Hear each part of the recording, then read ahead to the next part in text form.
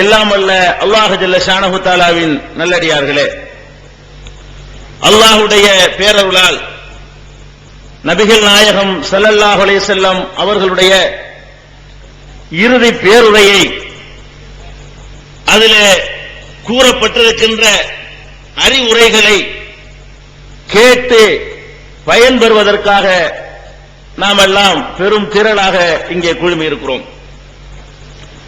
நபிகள் நாயகம் ஸல்லல்லாஹு அலைஹி வஸல்லம் அவர்கள் தம்முடைய ஹஜ் பயணத்தின் போது அரஃபா மைதானத்திலும் முஸ்தலிஃபாவிலும் மினாவிலும் ஆற்றிய உரைகள் தான் நபிகள் நாயகம் ஸல்லல்லாஹு அலைஹி வஸல்லம் அவர்களுடைய இறுதி பேருரை என்று சொல்லப்படுகிறது. இந்த உரைக்கு அப்படி என்ன முக்கியத்துவம் என்று கேட்டால், இந்த உரையை நபிகள் நாயகம் ஸல்லல்லாஹு அலைஹி வஸல்லம் அவர்கள் தமது வாயாலேயே இது விடைபெறக்கூடிய மக்களே, உங்களிடமிருந்து நான் விடைபெற்றுக் கொள்ளக்கூடிய உரை என்று அவர்களே தெளிவாக அறிவித்துவிட்டு சொன்ன உரை. அவர்கள் சொன்னார்கள், பெருமானார் ஸல்லல்லாஹு அலைஹி வஸல்லம் அவர்கள் இந்த உரையின் போது, மக்களே, நான் இன்றோடு உங்களிடமிருந்து நான் விடைபெற்றுக் கொள்கிறேன், இது ஹஜ்ஜத்துல் விதா, விடைபெறக்கூடிய ஹஜ் என்று அவர்களுடைய திருவாயால் மொழிந்துவிட்டு இந்த மக்களுக்கு சொல்ல வேண்டியதையெல்லாம் சொன்னார்கள். என்னென்ன சொல்ல வேண்டுமோ அத்தனையும் சொன்னார்கள். அது மாத்திரமில்லை, அவர்கள் தம்முடைய அந்திம காலம் நெருங்கிவிட்டது என்பதை அல்லாஹ்வுடைய வஹீயின் மூலமாக அறிந்து வைத்திருந்தார்கள். அந்த அரபா பெருவழியிலே தான் நான் ஆரம்பமாக வாசித்த அந்த வசனம், அல் யௌம அக்மல்து லக்கும் தீனக்கும், இன்றோடு உங்களுடைய மார்க்கத்தை நான் முழுமையாக்கி விட்டேன், வ அத்மம்து அலைக்கும் நிஅமதி, எனது அருட்கொடைகளை உங்களுக்கு பரிபூரணமாக தந்துவிட்டேன், வ ரலீது லக்குமுல் இஸ்லாம தீனா, இஸ்லாத்தை வாழ்க்கை நெறியாக உங்களுக்காக நான் பொருந்திக் கொண்டேன் என்ற குர்ஆனுடைய வசனம் அன்றுதான் அருளப்படுகிறது. அது அருளப்பட்ட உடனேயே நபிகள் நாயகம் ஸல்லல்லாஹு அலைஹி வஸல்லம் அவர்களுக்கு மாத்திரமல்ல, அந்த மக்களுக்கும் தெரிந்தது, இந்த மார்க்கம் முழுமையடைந்து விட்டது என்று சொன்னால் நபிகள் நாயகம் ஸல்லல்லாஹு அலைஹி வஸல்லம் அவர்களுக்கு இனி வேலை இல்லை, இந்த மார்க்கம் நிறைவாக்கப்பட்டு விட்டது என்று சொன்னால் நபிகள் நாயகம் ஸல்லல்லாஹு அலைஹி வஸல்லம் அவர்கள் மிக சீக்கிரத்திலேயே நம்மை விட்டு சென்று விடுவார்கள் என்று மக்களுக்கும் தெரிந்தது. இந்த வசனம் அருளப்பட்ட உடனே நபிகள் நாயகம் ஸல்லல்லாஹு அலைஹி வஸல்லம் அவர்களுக்கும் தெரிந்தது. அதனால் தான் சொன்னார்கள், இன்னி லா அத்ரி லஅல்லக்கும் லா தரவுனி பஅத யௌமி ஹாதா, இன்றைய தினத்திற்கு பிறகு அநேகமாக நீங்கள் என்னை பார்க்க முடியாது என்று பெருமானார் ஸல்லல்லாஹு அலைஹி வஸல்லம் அவர்கள் அவ்வளவு தெளிவாக பிரகடனம் செய்தார்கள். அது மாத்திரமில்லை, பிரகடனம் செய்துவிட்டு ஆற்றவே இந்த உரையுடைய முக்கியத்துவத்தை நீங்கள் தெரிந்து கொள்ள வேண்டும் என்பதற்காக அதை நான் சொல்லுகிறேன். பெருமானார் ஸல்லல்லாஹு அலைஹி வஸல்லம் அவர்கள் சொல்ல வேண்டிய எல்லாவற்றையும் சொல்லிவிட்டு மக்களிடத்தில் கேட்டார்கள். என்ன கேட்டார்கள் தெரியுமா? வ அன்தும் மஸ்ஊலூன அன்னி, நீங்கள் மறுமை நாளையிலே என்னை பற்றி விசாரிக்கப்படுவீர்கள். சஹாபாக்களை பற்றி கேட்கிறாங்க, என் தோழர்களே, முகமது உங்களுக்கு சரியாக பணியாற்றினாரா, தன்னுடைய கடமையை ஒழுங்காக செய்தாரா என்று அல்லாஹ்வால் நீங்கள் விசாரிக்கப்படுவீர்கள். மா அன்தும் காயிலீன், அப்போது நீங்கள் என்ன விடையளிப்பீர்கள்? பெருமானார் ஸல்லல்லாஹு அலைஹி வஸல்லம் கேட்கிறாங்க மக்கள்கிட்ட. சஹாபாக்கள் எல்லாம் சொல்றாங்க, ஃபகாலு நஷ்ஹது இன்னக கத் பல்லகத ரிசாலாத்தி ரப்பிக, நாங்கள் சாட்சி பகர்வோம். என்ன சாட்சி பகர்வோம்? அல்லாஹ்வுடைய தூதரே, உங்கள் இறைவனுடைய தூது செய்திகளை நீங்கள் முழுமையாகவே எங்களுக்கு சொன்னீர்கள், ஒரு குறையுமே நீங்க வைக்கவில்லை. வனஸஹ்தலி உம்மத்திக, உங்களுடைய சமுதாயமாகிய எங்களுக்கு அற்புதமான அறிவுரைகளை நீங்கள் பகர்ந்தீர்கள். வகலைத்தல்லதி அலைக்க, உங்கள் மீது இறைவன் சுமத்திய கடமையை நீங்கள் முழுமைப்படுத்தி விட்டீர்கள் என்று நாங்கள் அல்லாஹ்விடம் சொல்லுவோம். சஹாபாக்கள் சொல்கிறார்கள், மக்களை கூட்டி வைத்துக் கொண்டு இப்படி கேட்கிறார்கள். சஹாபாக்கள் இப்படி ஒரு பதிலை சொல்கிறார்கள்.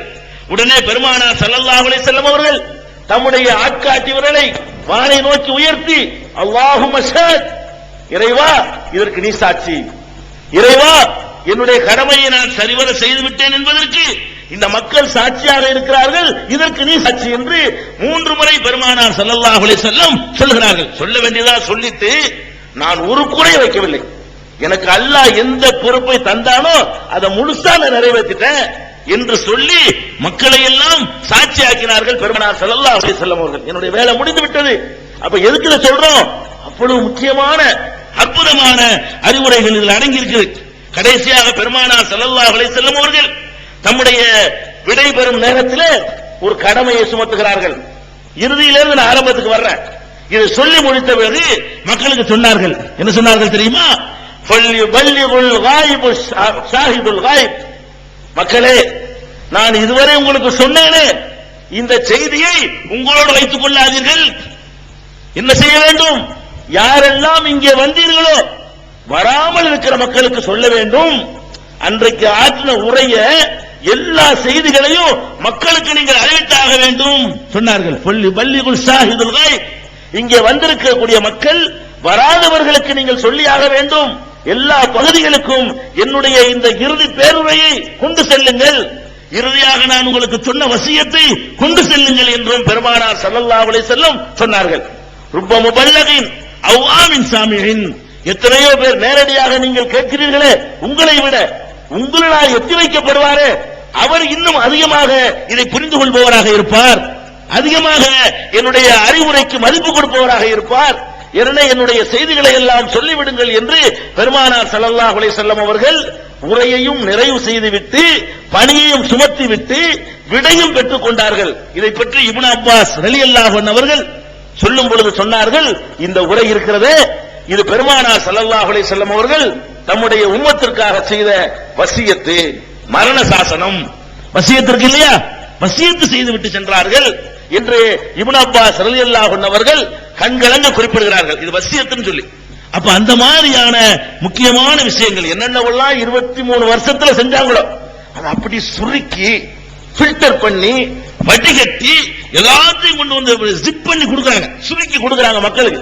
23 வருஷத்தினுடைய காலத்தினுடைய போதனைகளை பூரா தொகுத்து அதை ஒரு முடிவுரையாக பெருமானார் ஸல்லல்லாஹு அலைஹி வஸல்லம் வழங்கியதுதான் இந்த இறுதி பேருரை. இதிலே பெருமானார் ஸல்லல்லாஹு அலைஹி வஸல்லம் அவர்கள் முதலாக இந்த சமுதாயத்துக்கு என்ன வலியுறுத்துகிறார்கள் தெரியுமா?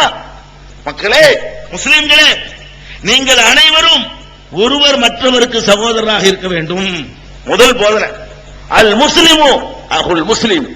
முஸ்லிம் என்பவன் அவனுக்குள்ள ஏற்றதாழ்வு இல்ல, அவனுக்குள்ள உயர்வு தாழ்வு இல்ல, அவனுக்குள்ள தீண்டாமை இல்ல, அவனிடத்தில் வர்க்க பேதம் இல்ல. அவன் எந்த மொழி பேசுபவனாக இருந்தாலும் எந்த மாநிலத்துக்காரனாக இருந்தாலும் அவன் முஸ்லிமாக இருந்தால் எல்லா முஸ்லிமும் சகோதரன். அல் முஸ்லிமு அகுல் முஸ்லிம் புல்லுல் முஸ்லிமூன இஹ்வா. முஸ்லிம்கள் அத்தனை பேருமே சகோதரர்கள் தான். இதை நீங்கள் கவனத்தில் வைத்துக் கொள்ளுங்கள். நான் இறுதியாக உங்களுக்கு சொல்கிறேன், நீங்கள் சகோதரர்களாகவே இருக்க வேண்டும். இது அவர்கள் சொன்னது. அதை தொடர்ந்து சொல்கிறார்கள், லா தர்ஜிஉ பாதி குஃபாரா யல்ரிபு பஅலுக்கும் ரிகாப பஅலின். உங்களிலே சில பேர் சிலரை வெட்டிக் கொன்று உங்களுக்குள்ளேயே ஆயுதம் தாங்கி சிலரை வெட்டிக் கொண்டு காபிர்களாகி விடாதீர்கள். உங்களுக்குள்ள வெட்டு குத்து நடந்தால் அதன் மூலம் நீங்கள் காபிர்களாக இறை மறுப்பாளர்களாக ஆகிவிடுவீர்கள். அந்த தப்பை செய்து விடாதீர்கள், ஒத்துமையாகவே இருங்கள் என்று பெருமானார் ஸல்லல்லாஹு அலைஹி வஸல்லம் அவர்கள் தன்னுடைய இறுதி பேருரையிலே குறிப்பிட்ட முக்கியமான ஒரு அறிவுரை, முஸ்லிம்களுக்கு சொன்ன முக்கியமான அறிவுரை. இது நம்முடைய வாழ்க்கையில எல்லா நேரங்களிலும் எல்லா முஸ்லிமும் சகோதரன். இது எந்த நேரத்திலையும் பெருமானார் ஸல்லல்லாஹு அலைஹி வஸல்லம் கடைசியா சொன்னாங்களே, அது நம்முடைய இதயத்தில் ஆழமாக பதிய வைத்துக் கொள்ள வேண்டும். இரண்டாவதாக சொன்னார்கள், முஸ்லிம்களாக இருந்தாலும் மற்றவர்களாக இருந்தாலும் அந்த உரிமைகளை, பொருளுக்கு உரிமை இருக்குது, மனிதர்களுடைய உயிர்களுக்கு ஒரு கௌரவம் இருக்குது, மனிதனுடைய மானத்துக்கு ஒரு மரியாதை இருக்குது, அவைகள் எல்லாம் பேணப்பட வேண்டும் என்பதை எப்படி சொல்றாங்க தெரியுமா? மக்கள்கிட்ட கேள்வி கேட்டு சொல்றாங்க. மக்களே, இது என்ன மாதம் என்று கேட்கிறார்கள். துல்ஹஜ் மாதம் சொல்லுங்க. மக்கள் பதில் சொல்லல, வேற ஏதோ ரசூல் ஸல்லல்லாஹு அலைஹி வஸல்லம் சொல்ல போறாங்க. இது துல்ஹஜ் மாதம் இல்லையா? ஆமா அல்லாஹ்வுடைய தூதரே, இது என்ன இடம்? புனிதமிக்க ஹரம் ஷரீஃப், புனிதமான இடம், அல்லாஹ் புனிதப்படுத்திய இடம் என்று அவர்கள் சொல்கிறார்கள். இதை சொல்லிவிட்டு இந்த மாதத்திலே இந்த இடத்திலே எவ்வளவு புனிதம் பேணப்படுகிறதோ அதுபோல காலாகாலத்துக்கும் நீங்கள் சில புனிதங்களை பேணியாக வேண்டும். என்ன புனிதம் தெரியுமா? உங்களுடைய சொத்துக்கள், பொருளாதாரங்கள், ஒவ்வொருத்தனுடைய பொருளாதாரமும் அவனுக்கு புனிதமானது. அவனுடைய பொருளாதாரத்தை நீ அபகரிக்க கூடாது. எவனுடைய பொருளாதாரத்தையும் நீ தீண்டி விடாதே, எவனுடைய பொருளுக்கும் சேதம் இழைத்து விடாதே. பொருள்களும் புனிதமானவை என்று சொன்ன ஒரே தலைவர் நபிகள் நாயகம் ஸல்லல்லாஹு அலைஹி வஸல்லம். இன்ன அம்வாலக்கும் வ ஆராலக்கும், உங்களுடைய செல்வங்கள், உங்களுடைய அம்ச உயிர்கள், உங்களுடைய கௌரவங்கள் உங்களுக்கு மத்தியிலே புனிதமானவை. எவரும் எவருடைய பொருள்களையும் எடுத்து விடாதீர்கள். எவரும் எவருடைய மானத்திற்கும் பங்கம் ஏற்படுத்தி விடாதீர்கள். எவரும் எவருடைய சொத்துக்களையும் பறித்து விடாதீர்கள். எவரும் எவருடைய உயிர்களையும் எடுத்து விடாதீர்கள் என்று சொல்லி, உங்களுடைய சொத்துக்களுக்கு புனிதம் இருக்கிறது. ஒருவனுடைய சொத்து புனிதமானது என்று அடுத்தவன் நினைக்க வேண்டும். புனிதமான இடத்துல எப்படி நம்ம நடந்து கொள்வோமோ, பள்ளி வாசலுக்குள்ளே நாம் எப்படி நடந்து கொள்வோமோ, மஸ்ஜிதுல் ஹராமுக்குள்ளே எப்படி நடந்து கொள்வோமோ, புனிதமான நாட்களிலே எப்படி நடந்து கொள்வோமோ, அப்படிப்பட்ட புனிதமிக்கதாக அடுத்தவன் பொருளை பார்க்கணும். உன்னுடைய பொருளை தான் எப்படி வேணாலும் யூஸ் பண்ணிக்கலாம். அடுத்தவன் பொருள் தொடக்கூடாது. அல்லாஹ் எதை தடுத்திருக்கானோ அதை தவிர்த்துக் கொள்றோம் இல்லையா, அந்த மாதிரி அதை ஹராமாக நீ பார்க்க வேண்டும். அடுத்தவனுடைய மானம், மரியாதை, கௌரவம் இவையெல்லாம் பாதிக்கிற விதமாக அவதூறுகளை பரப்பக்கூடாது, பொய் பிரச்சாரம் பண்ணக்கூடாது. எல்லாத்தையும் உங்களுக்கு மத்தியில ஹராமாக்குகிறேன் என்று பெருமானார் ஸல்லல்லாஹு அலைஹி வஸல்லம் அவர்கள் அடுத்தபடியாக எச்சரிக்கை செய்கிறார்கள். அடுத்து சொல்கிறார்கள், அது மாத்திரம் இல்ல மக்களே, ஒரு மனிதனுடைய பொருள் இன்னொரு மனிதனுக்கு எப்போது ஹலாலாகும் என்று சொன்னால், அவனாகவே மனம் விரும்பி மனம் ஒப்பி தருகிறான அது மட்டும்தான் அடுத்தவனுடைய பொருளிலிருந்து உங்களுக்கு ஹலால். இன்னொருத்தனுடைய பொருள் எப்ப உங்களுக்கு அனுமதி என்று சொன்னா, அவன் மனம் ஒப்பி இந்த ஒரு உறுத்தம் இல்லாம அவனா உங்களுக்கு வழியை கொண்டு வந்து தருகிறானே, அந்த மாதிரியான பொருள் மாத்திரம்தான் உங்களுக்கு ஹலாலை தவிர, அவன் நொந்து போய், அவன் வருத்தப்பட்டு போய், எரிச்சல் பட்டு போய், உள்ளுக்குள்ள வேதனைப்பட்டு போய் உங்களுக்கு தருவானையானால் அது ஹலால் இல்லை. இன்னொருத்தனுடைய பொருள் கூட அவன் தர்றானுங்கிறதுக்காக பயன்படுத்தக்கூடாதான். பெருமானார் ஸல்லல்லாஹு அலைஹி வஸல்லம் இறுதி வசியத்து பண்றாங்க. அவன் தர்றான்ல, மனம் ஒப்பி தர்றானா, லஞ்சம் கொடுக்கறானே, வழி இல்லைன்னு கொடுக்கறான், மனம் ஒப்பி கொடுக்கறானா, இந்த பாவிக்கு லஞ்சம் கொடுக்க வேண்டி இருக்குதுன்னு நினைச்சு கொடுக்கறான், அது உனக்கு ஹராம், தொடக்கூடாது. வரதட்சணை தர்றானே, அவனாத்தான தர்றான், மனம் ஒப்பி தர்றானா, இல்ல நொந்து போய் தர்றான், வேற வழி இல்லையேன்னு சொல்லி தர்றான், என்னுடைய மகள் ஒழுங்கா வாழ வைக்க மாட்டாங்களே அப்படின்னு சொல்லி தர்றான். மனம் ஒப்பி தராத எந்த பொருளும் உங்களுக்கு ஹலால் இல்லை. பெருமானார் ஸல்லல்லாஹு அலைஹி வஸல்லம் பிறருடைய பொருள் உங்களுக்கு எப்போது ஹலாலாகும், எப்போது பயன்படுத்துவதற்கு அனுமதிக்கப்படும் என்பதற்கு இலக்கணம் சொல்லும் பொழுது என்ன சொல்றாங்க, அடுத்தவன் இல்லா தீபி நஃப்ஸிஹி, அவன் மனம் உவந்து தருகின்ற பொருள்களை தவிர எந்த மனிதனுடைய பொருளும் உங்களுக்கு ஹலால் இல்லை, அனுமதி இல்லை. இப்படி நீங்கள் உங்களுடைய இதை பாதுகாத்துக் கொள்ளுங்கள். அடுத்தவனுடைய பொருள்களுக்கு இவ்வளவுக்கு நீங்கள் மரியாதை கொடுக்க வேண்டும். அது மாத்திரம் சொல்லல, நம்முடைய சமுதாயத்தில் பொதுவாக மனிதன் இருக்கிற ஒரு பலவீனம், என்ன பலவீனம், பொருளாதாரத்தை இரவலா வாங்குவான். ஒரு பொருளை இரவலா வாங்கினா திருப்பி கொடுக்கிற வழக்கம் நிறைய பேர்ட்ட இல்ல. இரவல் கொடுத்த பொருளை கேட்டு கேட்டு விரட்டி கூட வாங்க முடியாத நிலைமையெல்லாம் பார்க்கிறோம்.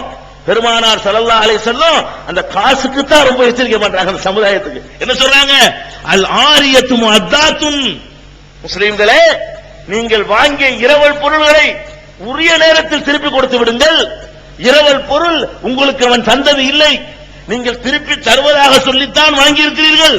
அதனால் இரவலாக வாங்கிய பொருளை கண்டிப்பாக நீங்கள் திருப்பி கொடுத்து விட வேண்டும்.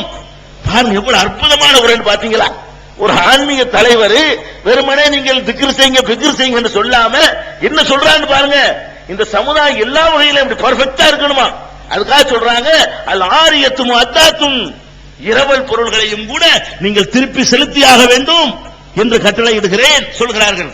அது மாத்திரம் இல்ல, ஒரு ஸைமு ஹாரிமுன், ஒருவன் ஒருத்தருக்காக பொறுப்பேற்றுக் கொள்கிறான், நான் பொறுப்பு நீங்க கொடுங்கிறான், கொடுத்த பிறகு இவன் பொறுப்பேற்றுக்கிறது இல்ல. பெருமானார் ஸல்லல்லாஹு அலைஹி வஸல்லம் சொல்றாங்க தெரியுமா, நீ எந்த கடனையாவது எந்த பொருளுக்காவது எந்த காரியத்திற்காகவாவது பொறுப்பேற்றுக் கொண்டாயானால் அந்த பொறுப்பை ஏற்ற நீ கடனாளி, நீதான் அதை செலுத்தி தீர்க்க வேண்டும். இவருக்கு 1000 ரூபாய் கொடுங்கன்னு சிபாரிசு பண்றோம், அவர் திருப்பி தரல, நான் கொடுக்கணும். கொடுக்கிறதா இருந்தா தான் சிபாரிசு பண்ணணும், எனக்கு கொடுக்க தகுதி இருக்கணும். நான் சிபாரிசு பண்ண ஒருத்தன் திருப்பி கொடுக்கிறேன் என்று சொன்னால் நான் தருவேங்கிற அர்த்தம் அடங்கி இருக்குதான். அதனால நீங்கள் யாருக்காவது பொறுப்பேற்றுக் கொண்டீர்களேயானால், எந்த கடனுக்கோ பொருளுக்கோ வேறு எதற்கோ பொறுப்பேற்றுக் கொண்டீர்களேயானால், எவனெல்லாம் பொறுப்பேற்றுக் கொள்கிறானோ அவனெல்லாம் கடனாளிதான். கடன் வாங்கினவனுடைய நிலையில் வைத்து இறைவனால் விசாரிக்கப்படுவான் என்று பெருமானார் ஸல்லல்லாஹு அலைஹி வஸல்லம் சொல்கிறார்கள். அப்புறம் சொல்கிறார்கள், வத்தைனு மக்லியுன், வாங்கி எல்லா கடன்களும் திருப்பி செலுத்தப்பட வேண்டும்.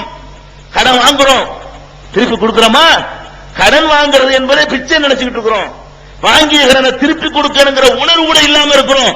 கடனை கொடுப்பதற்காக என்ன முயற்சி பண்ணுகிறோம்?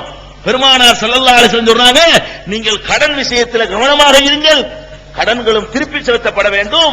அப்ப பொருளாதாரத்தை அடுத்தவன் பொருளை ஆசைப்படக்கூடாது என்பதை சொல்லிவிட்டு, எங்கெல்லாம் மனிதன் தோற்று விடுவானோ, எங்கெல்லாம் மனிதனுடைய பலவீனம் வந்து அவனை ஜெயித்து விடுமோ அந்த இடங்களை சுட்டி காட்டுறாங்க. இரவல் உன்னை வந்து திசை திருப்பும், பொறுப்பேற்றுக் கொண்ட பிறகு நீ தடமாறுவ, கடன் வாங்கின பிறகு தனமாட்டேன்னு சொல்லுவ. இந்த மாதிரி இடங்கள்ல எல்லாம் கேர்ஃபுல்லா இருந்துக்க, கவனமா இருந்துக்க. இதெல்லாம் அடுத்தவன் பொருளை திங்கிறதாக எடுத்துக்கொள்ளப்படும், ஜாக்கிரதையா இருந்துக்கன்னு சொல்லி பெருமானார் ஸல்லல்லாஹு அலைஹி வஸல்லம் அவர்கள் பிறருக்கு சொந்தமான பொருட்களை பயன்படுத்த, அனுபவிக்க, எடுத்துக்கொள்ள இவ்வளவு தடை விதித்தார்கள். இப்படி தடை விதித்தால் மோசடி செய்ய முடியுமாங்க? இதுக்கு அனுமதி இல்லையா? இரவல் வாங்கிட்டு யூஸ் பண்ண அனுமதி இல்லைன்னா, கடனை வாங்கிட்டு திருப்பி கொடுக்காம இருக்க அனுமதி இல்லைன்னா மோசடி செய்ய முடியுமா? ஏமாற்ற முடியுமா? அடுத்தவன் சொத்தை என் பேர்ல எழுதிக்கிற முடியுமா? அதெல்லாம் இதுக்கு மேல பயங்கரமானது.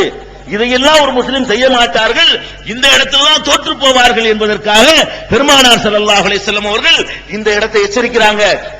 அடுத்து சொல்றாங்க, பொதுவாக பாருங்க, மார்க்க ரீதியான ஒரு தலைவர் என்னவா சொல்றாங்கன்னு பாருங்க.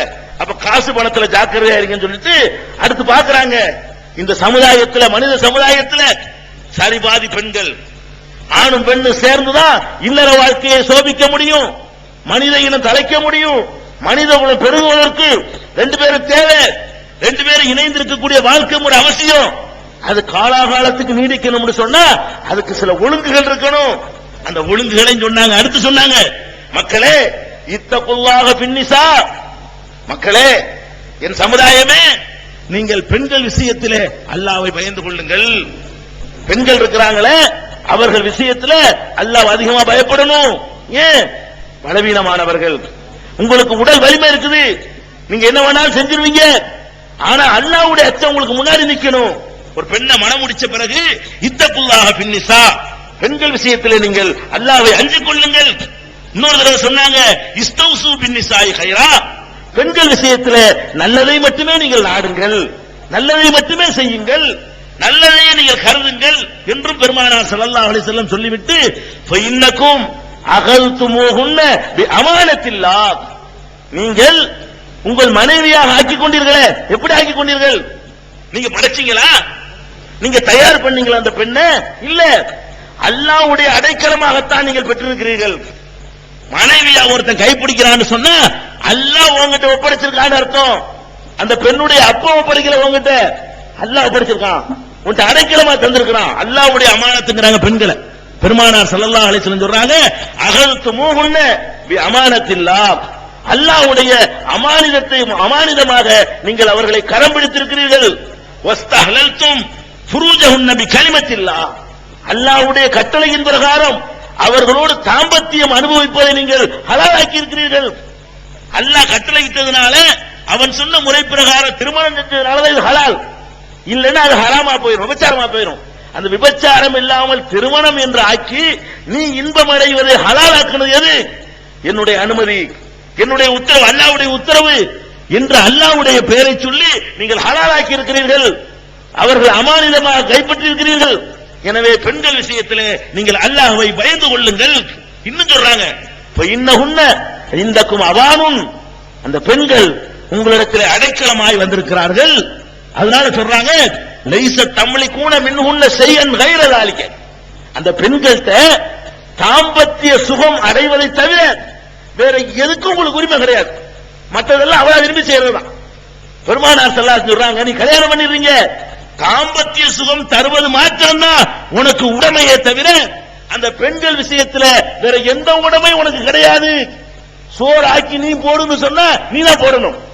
உனக்கு சோறாக்கி தர்றது அவளா தேர்ந்தெடுத்து கொண்டு செய்கிறாள்.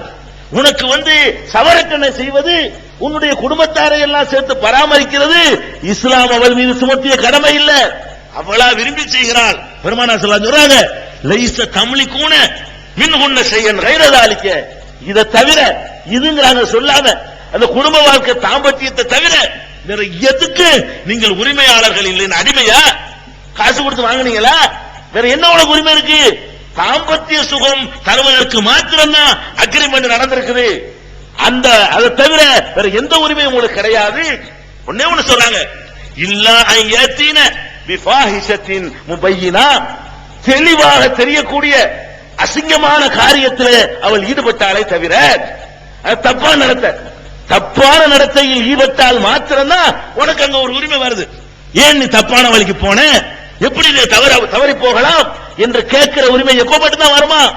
இல்லா ஐயத்தின பிஃபாஹிஷத்தின் முபையினா, தெளிவாக தெரியக்கூடிய ஒரு அசிங்கமான நடவடிக்கையில் அவர்கள் இறங்கினாலே தவிர வேற உரிமை உனக்கு கிடையாது. அப்படி அசிங்கமான நடவடிக்கை செய்யும் பொழுது மாத்திரம் ஃபைதா ஃபஅல்ன ஃபஹ்ஜுருஹுன்ன ஃபில் மலாஜிஇ, அசிங்கமான நடவடிக்கைனா என்ன? அவருடைய நடத்தை அசிங்கமா இருக்கலாம், தப்பான நடத்தை.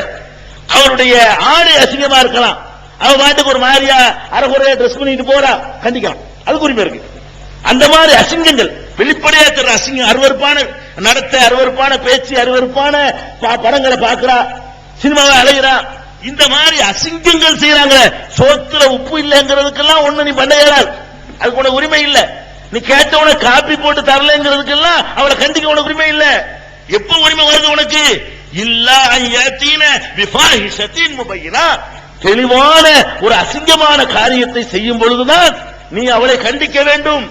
கண்டிக்கிறது கூட எப்படி கண்டிக்கணும் தெரியுமா? எதுக்கு கண்டிக்கணும் விளங்கிக்கணும். நீங்க எப்படி கண்டிக்கணும்?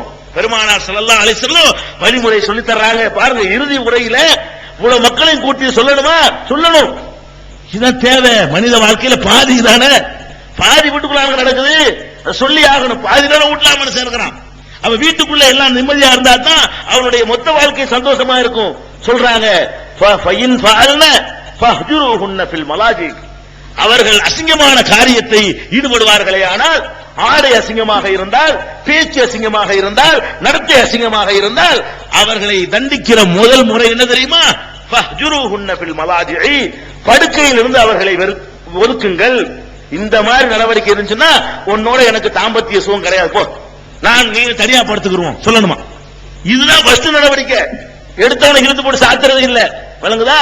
பெருமானார் ஸல்லல்லாஹு அலைஹி சொல்றாங்க, அந்த அசிங்கமான நடவடிக்கை இருக்கும் பொழுது கூட என்ன செய்யணுமா? ஃபஇன் ஃபஅல்ன ஃபஹ்ஜுருஹுன்ன ஃபில் மலாஜிஇ, அவர்கள் அதற்கு பிறகு அவர்கள் செய்வார்களே ஆனால், அறிவுரை சொன்ன பிறகு அந்த தப்பான காரியத்தை நடத்தையில் ஈடுபடுவார்களே ஆனால் படுக்கையில் இருந்தவர்களை விளக்குங்கள், சேர்ந்து படுக்காதீர்கள். அது அவளை உறுத்தும்.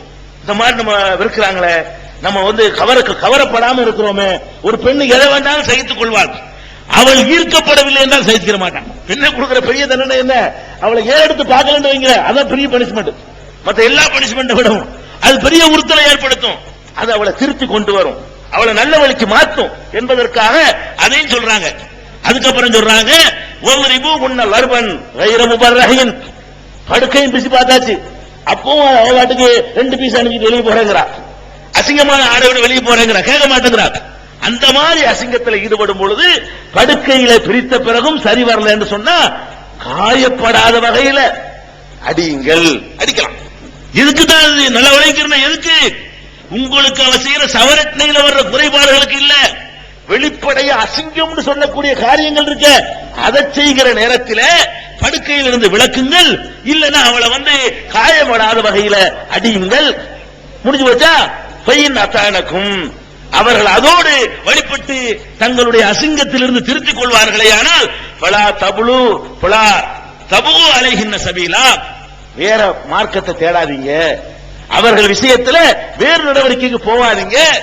இப்படி பெண்களை சொல்லி அமானிதம் சொல்லி அதுக்கப்புறம் என்ன சொல்றாங்க, குடும்ப வாழ்க்கை ஒழுங்கா போகணும்னு சொன்னா நமக்கு உரிமைக்கு மேல் அவ செய்யறான்னு நீ உணரணுங்க. நமக்கு அவள் மீது மார்க்க என்ன கடமை சுமத்தி இருக்கிறதோ அதை தாண்டி நமக்கு செய்து கொண்டிருக்கிறாள். அப்படி நினைக்கும் பொழுது தன்னால ஒரு மரியாதை உண்டாயிரும், தன்னால அவங்க மேல பாசம் வந்துடும், தன்னால அவர்கள் மீது இறக்கம் வந்துடும்.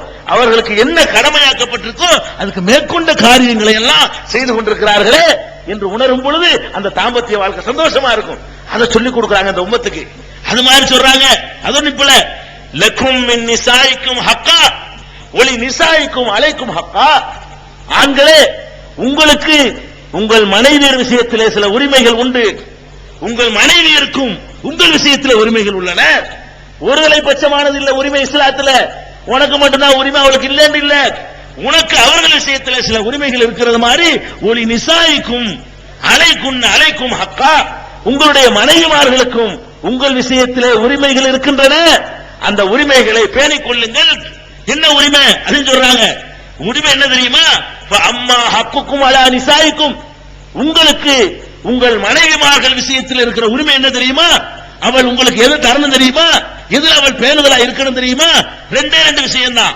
என்ன ரெண்டு விஷயம்?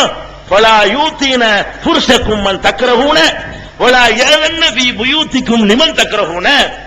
நீங்கள் உங்களுக்கு வைத்திருக்கிற அந்த படுக்கை அறையில வேற ஒருத்தனை அவள் அனுமதிக்க கூடாது.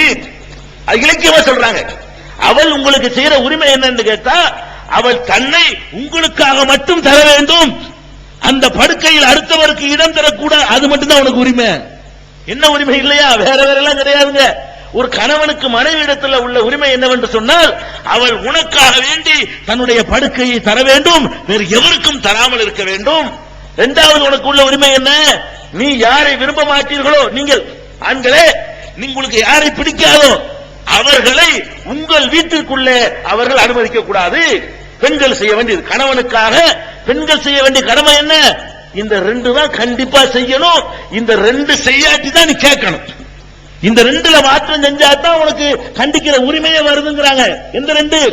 உன்னுடைய படுக்கையில அடுத்தவனுக்கு இடம் கொடுக்க கூடாது, உனக்கு பிடிக்காத ஆள வீட்டுக்குள்ள ஏற்றக்கூடாது. இந்த ரெண்டு விஷயத்துல நீ கவனமா இருக்கணுங்கிறது உங்கள் பெண்களிடத்துல ஆண்களுக்கு இருக்கிற உரிமை என்று சொன்னார்கள். அப்ப அவங்களுக்கு என்ன உரிமை? அலா அறிந்து கொள்ளுங்கள், அலைக்கும், பெண்களுக்கு உங்களிடத்தில் இருக்கிற உரிமை என்ன தெரியுமா? அன் துஹ்சினூ இலைஹின்ன ஃபீ கிஸ்வத்திஹின்ன வ தஆமிஹின்ன, அவர்களுக்கு கொடுக்கிற ஆடையில, அவர்களுக்கு கொடுக்கிற உணவுல சிறப்பாக செய்ய வேண்டும். எவ்வளவுக்கு உனக்கு சிறப்பா செய்ய முடியுமோ. வட்டி கட்டின கஜனா இருந்துறாத. நீ ஒன்னுட்ட உள்ள உரிமை என்ன? உன்னுடைய என்னத்த உரிமையை கேட்கலாம். எடுத்துக்கூட ஒழுங்கான போட 10,000 ரூபாய் சம்பளம் வாங்குறீங்கள, 3000 ரூபாய்க்கு பட்டு போடுவதான்னு கேட்கலாம். உரிமையோட கேட்கலாம். உரிமை இருக்கு அவளுக்குங்கிறாங்க ரசூல் ஸல்லல்லாஹு அலைஹி வஸல்லம். அவளுடைய உணவுலையும் அவளுக்கு தருகிற ஆடையிலையும் நீங்கள் சிறப்பான முறையில செய்ய வேண்டும். சிறப்புக்கு குர்ஆன்ல இலக்கணம் இருக்குது. வஅலல் மூஸி கத்ருஹு வஅலல் முக்திரி கத்ருஹு, வசதி உள்ளவனுக்கு அவனுக்கு ஏற்றவாறு, ஏழைக்கு அவனுக்கு ஏற்றவாறு. அதுக்காக பிச்சைக்காரனுக்கு வாக்கப்பட்டு பட்டு புடவை கேட்க கூடாது. அவனுக்கு சக்தி இருக்குன்னு தெரியும், கொண்டாட்டிக்கு அவனுக்கு அந்த சக்தி இருக்குன்னு தெரியும் பொழுது அவன் கஞ்சத்தனம் பண்ணான்னு சொன்னா உரிமையோட கேட்கலாம், கேட்டா கொடுக்கணும். கேட்கலாம் மட்டும் இல்ல, எதை கேட்கலாம் இஸ்லாம் சொல்லுதோ நீ கொடுக்கணும் இருக்குது. நீ பாட்டுக்கு பொத்தி பொத்தி பூட்டி மறைச்சு வச்சுக்கிற ஏதாவது.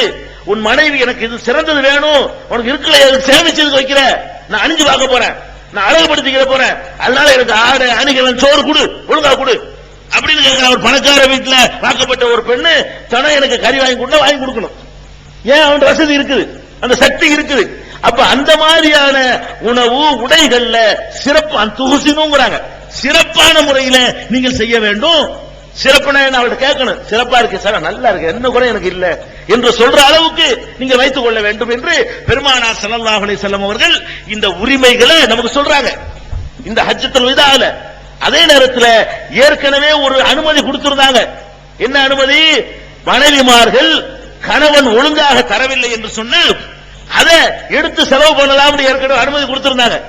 எந்த அளவுக்கு கொடுத்திருக்காங்கன்னா, கணவன் ஒழுங்கா தரல செலவுக்கு, அவருக்கு தெரியாமலே எடுத்து குடும்பத்துக்கு செலவு பண்ணலாமா.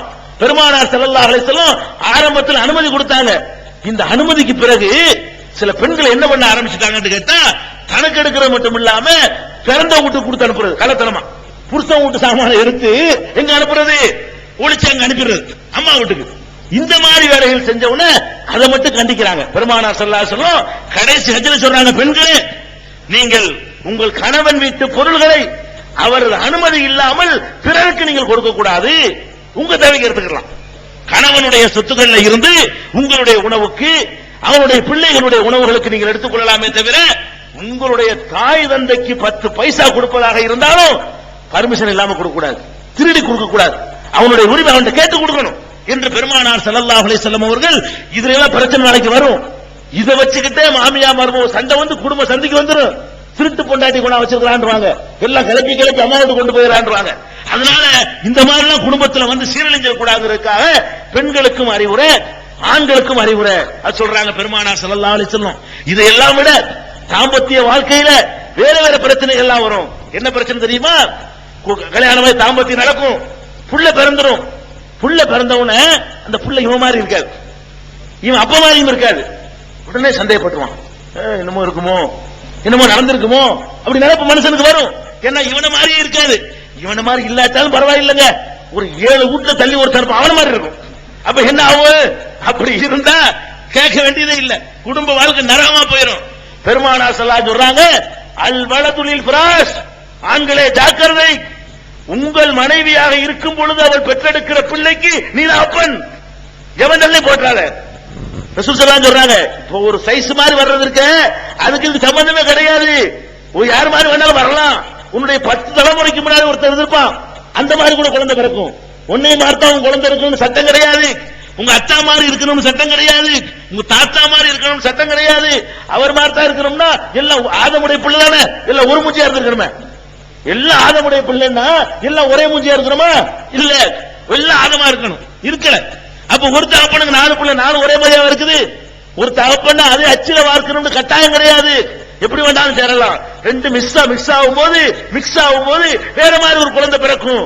பெருமானார் ஸல்லல்லாஹு அலைஹி சொல்றாங்க, அல் வலதுலில் ஃபிராஷ், தாம்பத்தியத்தில் ஈடுபடக்கூடிய மக்களே, குடும்ப வாழ்க்கையை வீணான சந்தேகத்துக்கு இடம் கொடுத்து நாசமாக்குகிற மக்களே, அல்லாஹ் பயந்து கொள்ளுங்கள். அல் வலதுலில் ஃபிராஷ், யாருக்கு மனைவியாக இருக்கும் பொழுது ஒருத்தி பெற்றெடுக்கிறாளோ அந்த பிள்ளைக்கு அப்பன் அவன்தான், அவன் தகப்பன். அந்த படுக்கைக்குத்தான் குழந்தை சொந்தங்கிறாங்க. அது வேற இலக்கியமா சொல்றாங்க. அதுக்கு அர்த்தம் நேரடி அர்த்தம் என்னன்னு கேட்டா, அல் வலதுலில் ஃபிராஷ், படுக்கைக்குத்தான் புள்ள சொந்தம். அது எதுக்கு சொல்றாங்கன்னா, அரபில தாம்பத்திய வாழ்க்கை கணவனா இருக்கிறானோ அவனுக்கு தான் அந்த புள்ளங்கிறாங்க. அப்ப ஒரு பெண்ணை நம்ம கைப்பிடிச்ச பிறகு அவளை மனைவியா வைத்திருக்கிற வரைக்கும் அவள் பெறுகிற பிள்ளைகளுக்கு நான் தான் அப்பேன்னு ஒத்துக்கிறேன் ஒருத்தன். அது இஸ்லாத்தினுடைய கடமை. இதுல பாருங்க, தாம்பத்திய வாழ்க்கையில ஒரு முக்கியமான விஷயம். இதெல்லாம் நிறைய நரகம் வந்துருது. இதெல்லாம் சந்தேகத்தினால வாழ்க்கை நாசமா போயிட்டு இருக்குது. அதையும் நிற்கிறாங்க. அல் வலதுலில் ஃபிராஷ், குழந்தைக்கு தகப்பன் அந்த பொறுப்பை ஏற்றுக்கொள்ளணும், விட்டுட்டு ஓடிடாதீங்க. இப்படி பெண்களுக்கு செய்ய வேண்டிய கடமைகளை சொல்றாங்க. அது மாத்திரம் இல்ல, ஒருத்தனை வந்து இன்னாருக்கு பிறந்த ஒரு குழந்தை என்ன சொல்றான்னு கேட்டா, எங்க அப்பன் இவன் இல்ல அவங்கிறான். ஒரு பையன் தன்னுடைய தகப்பன் இல்லாத ஒருவனை தகப்பன் என்று எவனாவது சொல்வானே ஆனால், அல்லது ஒருவனுடைய பிள்ளையை இன்னொருத்தன் பிள்ளை என்று வேறு யாராவது சொல்வார்களே ஆனால், அவனுக்கு கியாம நாள் வரைக்கும் தொடர்ந்து வரக்கூடிய அல்லாஹ்வுடைய லானத் இருக்கிறது. பெருமானார் ஸல்லல்லாஹு அலைஹி சொல்றாங்க, இன்னைக்கு ஒரு அப்பனுக்கு பிறந்தவன் தனக்கு ரஜினி இப்ராஹிம் பேர் வைக்கிறான். ரஜினி மூசாவான், இன்சியல ரஜினி ஆக்கிட்டான். இவனுக்கு என்ன இருக்குதான்? பெருமானார் ஸல்லல்லாஹு அலைஹி சொல்றாங்க, அடே உனக்கு ஒரு அப்பன் இருக்கிறான், அவனை இன்சியலா போடாம எவனே இன்சியலா போட்டு இருக்கிறியே, எவனே அப்பனுடைய இடத்துல வச்சுக்கிட்டு இருக்கிறியே, அப்ப அவனுக்கு என்ன கிடைக்குமா? கியாம நாள் வரை தொடர்ந்து வரக்கூடிய லானத் இருக்கிறது.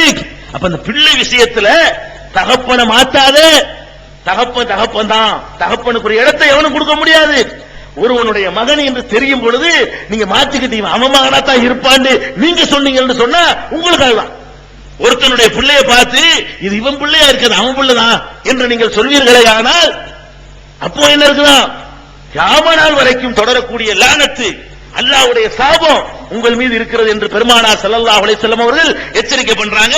இது குடும்பத்திற்கு சொன்ன ஒரு அறிவுரை. குடும்ப வாழ்க்கைக்கு, அதாவது பொருளாதாரத்தை பத்தி பேசுறாங்க, குடும்ப வாழ்க்கையை பத்தி பேசுறாங்க. அது மாத்திரமில்ல, மூமின்கிட்ட இருக்க வேண்டிய நல்ல நல்ல பண்புகளை எல்லாம் மடமடன்னு பொழிஞ்சு தள்ளுறாங்க. என்ன சொல்றாங்க பாருங்க, மூமின்கிட்ட இருக்க வேண்டிய பண்புகளை 23 வருஷம் அந்த போதனையை ஜூஸ் பண்ணி கொடுறாங்க. எப்படி சொல்றாங்க? வசவுகும், இதோ உங்களுக்கு நான் சொல்கிறேன், நினைவுபடுத்துகிறேன். என்ன நினைவுபடுத்துகிறேன்?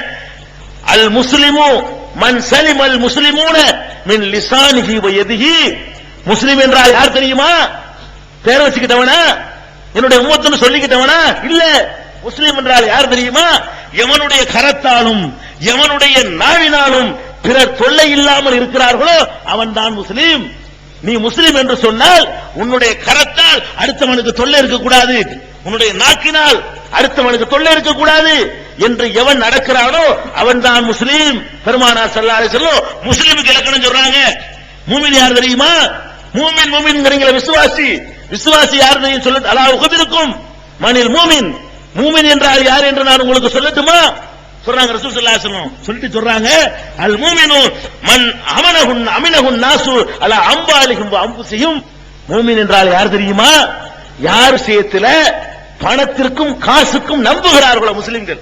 இவனா 1000 கோடி கொடுத்து வைக்கலாம், தொட மாட்டான், அவன்தான் மூமின். மூமின் யாரு? காசு விஷயத்துல சுத்தமா இருக்கிறானே, எவ்வளவு நம்பலாம்.